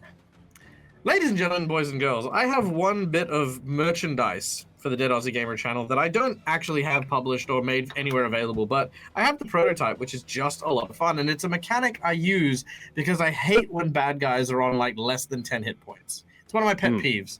So I have present to you the Do or Die coin. This is the Dead Aussie Gamer Do or Die rule. Now, if you choose to flip this, regardless of the action, the creature is dead. If you land on do, it dies. Everyone celebrates and goes and gets waffles. Oh. Die, however, and there is a heavy price to pay for the death of this creature. Would you like to flip the do or die coin? Considering that we have 20 minutes left in the one shot, I absolutely want to flip it. get rid to get rid of him. Okay, here we go. Do or die. That is a do. On the die. So, as you've gone for your hit, you may describe the death of this creature. Flexing my tiny biceps, which is funny when I'm playing a Goliath. Yeah, so it broke my friend's legs, and I didn't like that. And in other games I play with Stonestalker, she is notorious for essentially like croquet, swinging her maul at people and just bowling them across the room. So I think that she's going to do that. Nice. With your maul, you strike at him, and you strike so hard and so forceful, it retreats back into its shell and collides and smashes through the wall, out the front of the house, and into the courtyard, leaving this big hooked-shaped creature silhouette in the wall like a Looney Tune cartoon. Excellent. And it is dead. So very dead. Just in time, of course, as you guys have gotten the stroll. In addition, you look at your feet, Hank, and you see that Winston has released you with thieves' tools. My arc of being kind to the goblin has paid off. I am free. Yeah, you've kind of been keeping me alive this whole time, buddy. There you go. I don't know when my voice changed, but it is now. Can anybody heal him so that his legs work again? Oh, yeah, I can do that. Oh. Wait, More useful than I realized. You watch as he pulls out a potion, but instead of giving it to Hank, he drinks it himself. And you watch as his muscles begin to swell, and he picks up Hank and puts him on his shoulders. What a strange situation I found myself in. And you watch as with his tiny legs, he... Okay, so to be clear, are my legs fixed, or do I just now have got goblin legs? You have goblin legs. Yeah, all right. Goblin legs. That's how we're doing this. I am functionally good. Now, Your big Goliath. I really want to give this guy a robe to wear so just the legs stick out. I think this is great. Get it so it cuts off just before the legs. What, like so a pair of only see Daisy the little- you see the feet. Just the little legs at the bottom and the big. Yes. Okay. We do have two guys in chairs so we can take their cloaks from. Now, super quick. That's right. We have for our Goliath Barbarian, we now have a new magic item upgrade for you. It is now the Hooked Hammer. When you smack something, you may make a strength check on a critical hit, and if you succeed, you may launch them 1d6 spaces away from you. Alternatively, if once you have done this, in your following round, you can spend your action to draw them back towards you, and if you make your attack, you deal 1d6 points of extra damage for every space they have moved backwards. So you're basically yo-yoing them back and forth. Or you can choose to just leave them wherever you've knocked them. Okay. For our wizard, you have now been touched by the unknown and unseen. Your mind has been splintered. In the event that your character is incapacitated for whatever reason due to mental or mind effects, you may still function as though you are suppressing one effect at a time. This can be things like confusion. This can be things like mind erasure or whatever. You can ignore one effect. Plus, you can also read Dark Old One. Oh, it's a good magazine. Cool. Okay. Now, in the means of being expedient about it, our heroes turn around and very quickly make their way down the flight of stairs beneath the house to a large circular chamber made of unworked stone. As you step out, there is a certain air of intrigue and mystery that lies ahead. The staircase that led you to this roughly hewn cave is unlit. Only the illuminations from what appear to be these purple crystals illuminate the area in front of you. There you hear chanting coming from a sallow, dark-robed figure who stands near the center of an arcane rune, very similar to the one above. He is reciting passages from a book you see set before you.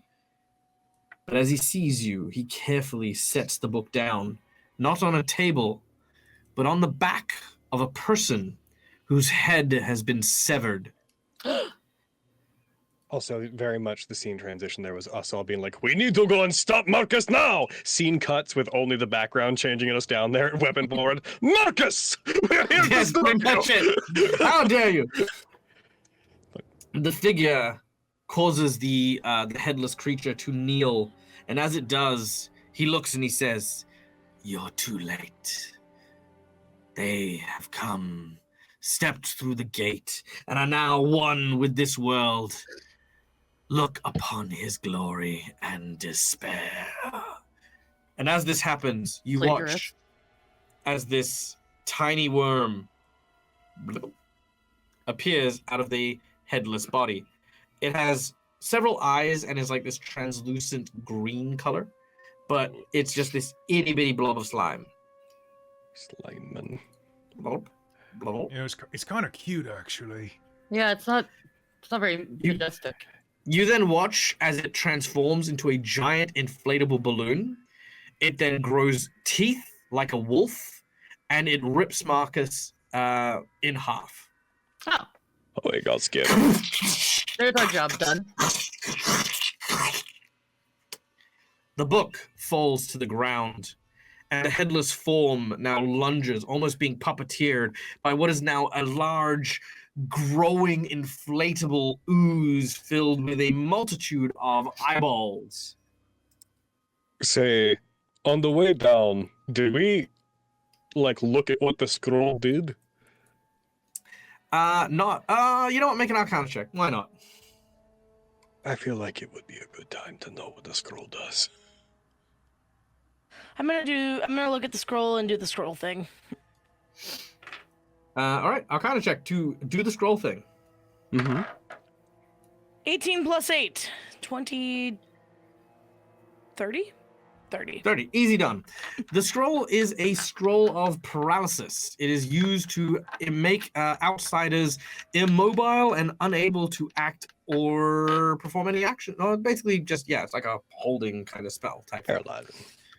It is a concentration spell, so once it begins, you cannot be interrupted. Okay. I'm gonna leave it to you guys. I'm just gonna hold them down. Swiggity swooty, no more movity. Bam! Okay. As But you an do old so, one. your mind reaches out as the spell scroll incinerates. The power launches between you and this creature. Its body freezes. What do the rest of you do as it is being held in place? I presume initiative may I'm be gonna go. called I'm for. gonna hit it. Yeah. Yeah. We don't need. You go up and you attempt to hit it. On, Rob- Winston!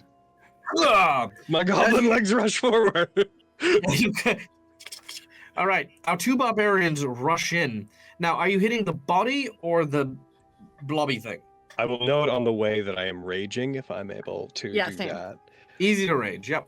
You're both And I am Superman. so there's like the body that is on the bottom that it get poked out of, and then there's the big teeth balloon. You do recognize the body on the bottom actually belongs to Elsa Lionheart. Yes. Yeah. This It's is the donut. It's the That donut. is the hole. Yeah. Okay, so there's Yeah, only so one it's a donut, creature yeah. now, though, right? They fused? Correct. All right, cool. I'll delete the other one. All right, good. Sure. I will, for my attack, I will try to. I'm gonna try with my rapier to pop the goo balloon. Okay. And what does our other barbarian do with their maul? I will hit the body really hard, and Nice. I would like to invoke the fact that I've not invoked this whole time that my weapon has topple, so I can try to knock it over. Oh, Nice. All right, let's resolve that one first, and then we'll do our rapier. What does our druid do? I'm gonna rush up with everybody, and as I'm rushing forward, I'm gonna drop down onto all fours and assume the shape of a bear. Nice. As you're doing that, can I get you to make me a perception check? You got it. What do you perceive? with your Ooh, bare dirty eyes? 20. With a dirty 20, this whole area looks like natural stone, but 4 things look incredibly unnatural to you. The glowing and humming of the crystals seems to cause you quite a deal of bother and pain. They are not of this world. They are something extra. Oh. Then I'm gonna do a sharp turn, and instead of going after the goo balloon, I'm gonna go for the crystals. Oh. All right.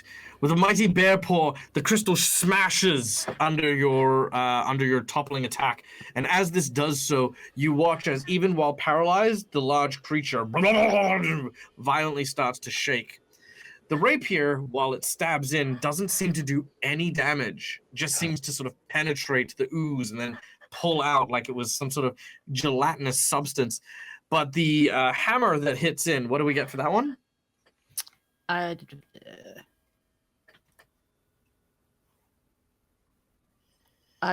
20, not natural. Dirty 20. You manage to land that hit, and as you deal your damage, the body, unable to resist, falls down prone from the attack.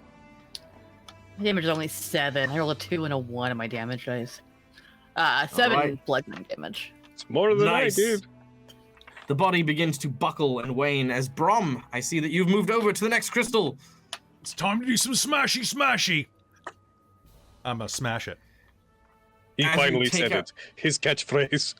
As you take out your sword, you try to slash into it, and as it does so, Salazar begins to vibrate as a high tenor and slashes through it like it's butter as the crystal sonic vibrations cause it to break and shatter to pieces. Again, the creature now starts to shrink, violently shaking from the crystal's damage. Smash. Look, Can look I to get a wisdom save from our beloved wizard as you try to hold on and maintain your control over this spell? Do not With forget advantage. you have advantage because of the sword. Come on, Wiz.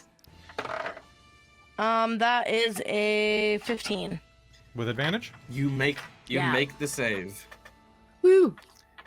You hold on, but your nose begins to bleed, and you take 12 points of damage. Ouch. Ooh. Okay, going to next actions. What do you guys want to do? gonna look to Stonestalker and just be like, "It would seem the crystals are the way to defeat it, I believe." It's knocked over and not moving anyway, so we might as well do the crystals. Winston, turn! Turns, moves towards it. Yes! Attack the crystal. All right.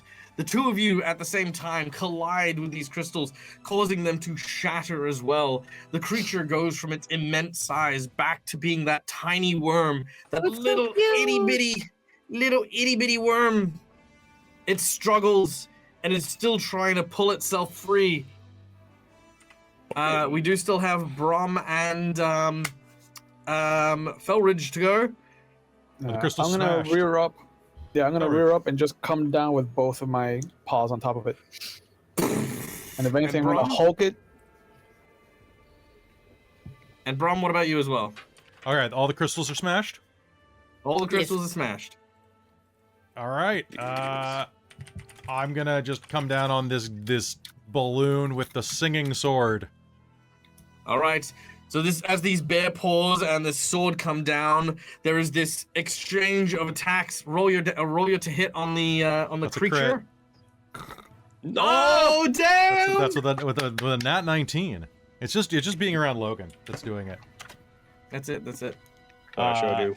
That's gonna be 14 points of damage. Sorry, 16 points of damage. All right. And how about our bear? 22 to hit, and That'll hit. nice 6 on the die. So that's, I believe, 9 points of piercing damage. Slashing the damage with sword- claws. As the sword slashes down where the neck would be, the ooze separates from the body. The body, which was struggling, now goes limp. The remainder of the ooze then falls under the paws of the bear, and just like a bug, like a slug almost underneath foot, squish! The blood splatters, and the creature is dead. Out arrows, victorious. We are being But- victorious. But suddenly, the building begins to tremble and shake. The resonance of this whole foul and evil place begins to collapse. You see bits of the building fall from above you. I'm gonna. I think we should run out. Winston, evacuate! Ah, I'm All gonna, right, let's get try the to bloody hell drive- out of here. I'm gonna try to drive Winston- by, pick up the codex on the way by. nice. Winston has the same idea as he runs over past the codex. You swing by and you grab hold of it. We go outside where we are in the courtyard. The whole building starts to twist. And you watch as almost like a singularity in the center of the wooden structure starts to peel it all in. The wood snapping, the stone floating into the middle. Yes, I see Hank has a... One of us had- grabbed the book, right? Yeah, I drive by, picked it up. On our way by, can I try to, like, with a rope, because I don't want anyone to die if they don't need to, can I try to lasso our buddies that I stuck up at the top of the balcony and pull them out with us on the way by? Make a dexterity saving throw. Oh, dexterity save. I can help with my hook hammer. Make the dexterity saving throw at advantage with the help of your fellow Goliath. Thank you, fellow Goliath. Goliath for the win. That is a total of 19. All right, you throw your so basically tying the lasso to the hammer, you fling it up and over, and manage to grab the chair. As you pull it down, you reach out and you catch them and run outside. And as you do so,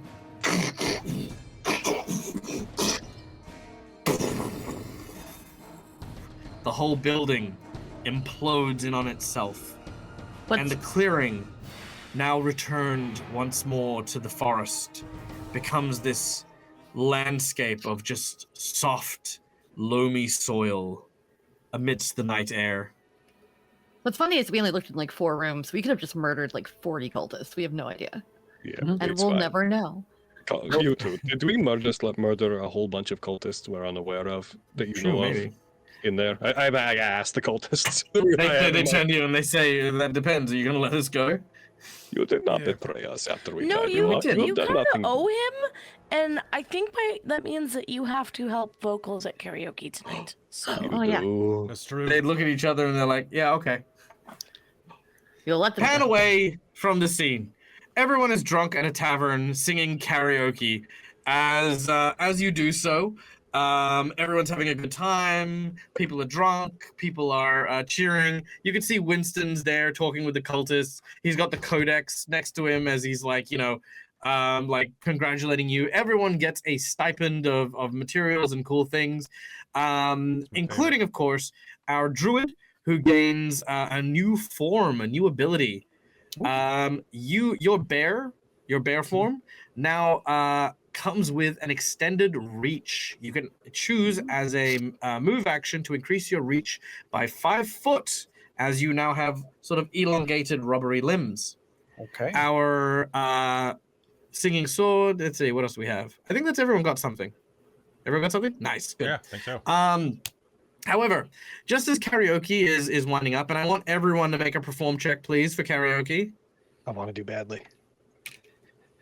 I want to hear these 4. because I want to see who's 4 on the perform check. I love it. Oh, come on. That is okay. a nat 1 with a -3 attached to it. Jesus Christ. I upsettingly got a 24, even though okay. I wanted to get something bad. But I guess Surprisingly, good, karaoke right? is your medium. 10 and another 10. Okay, you know what? I'm going to use my last GM reroll on Kelly. Kelly, reroll that performance check. Oh, that's a nat 19. So Whoa! Yeah. if I There you trip go. with my So in voice- the crowd, there's just this one guy who just gives you a look, and he just gives you this nod, like the, you know what you've got to do. Then I saw her face. We're just doing like this from the end of the Shrek. Yeah. I'm a love it. believer. But then, as our scene pans away, just before it ends, the door to the tavern swings open, and what appears in the doorway is a one-legged, one-armed, one-eyed wizard, covered in blood and leaves and soot, looking like he had just been savaged by wolves, with an angry look on his face. And that is where we're gonna end. Oh shit, he survived. Our we're gonna end our session there. Of course, he's domesticated the wolves. Oh no! Thank you very much, everyone, for coming and joining us, and we hope you had a great time. My name is Michael. I'm the Dead Aussie Gamer. I hope you guys had a great time. A big round of applause for all of our amazing and incredible, lovely players. Guys, just in order, the same order that we introduced ourselves. Tell us who you are, where we can find you. Hi, I'm Chicken Charlie. You can find me on the internet at The Chicken Charlie or Charlie Greenbank on various platforms. You can find me mostly here on Dork Tales because they keep inviting me back. What a strange phenomenon. You'll find me here in 15 minutes playing the same character at a slightly higher level. So don't go far. It will be confusing. I don't remember a previous order. It's you. It's on the layout. It's Tank no. next. It's me. I'm Logan Laidlaw. I portrayed Hank, and I am from Nat19, another D&D show and brand. And you can find me at Nat19 Official on Twitch and YouTube, and also on the Zagalta's Exolunar Collection Kickstarter, and also at nat19show.com. And the 19s are the numbers. You don't write it out. It's nat19show.com.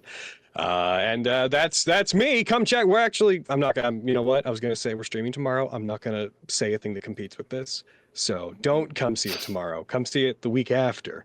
Be Or go here see it, but tomorrow. You gotta raid me tomorrow. That's the thing. Yeah. Yeah, Oh, we there should we do that. You should raid us. I'll raid you. Well, I won't raid you because I'm gonna be streaming. But yeah, you get the idea. Hi, everybody. I'm the Revnos Archon. I do TTRPG stuff here on my own channel. And just like Charlie, I keep getting invited to these shindigs, and I keep coming because it's look at his face. He's so adorable. I need to help him as much as possible. But thank you for giving me this opportunity. I love playing Felridj. Hi, my name's Dixie Cochran. You can find me pretty much everywhere as Dixie Cyanide. That's on Blue Sky, all over the place. No longer on Twitter for obvious reasons. And also, I'm still going to call it Twitter. Fuck it. You can find me mostly either here or doing Onyx Path stuff. I do a lot of streams on our channel as well. But yeah, thank you so much. This was really fun. Thank you for running the game. Very excited. And I'm Kelly. I'm going to be running tech all weekend or in the games, and I'm running the next one. So I love you all very much. Everybody, follow everybody here. Go follow them. And support everything they do. Yeah.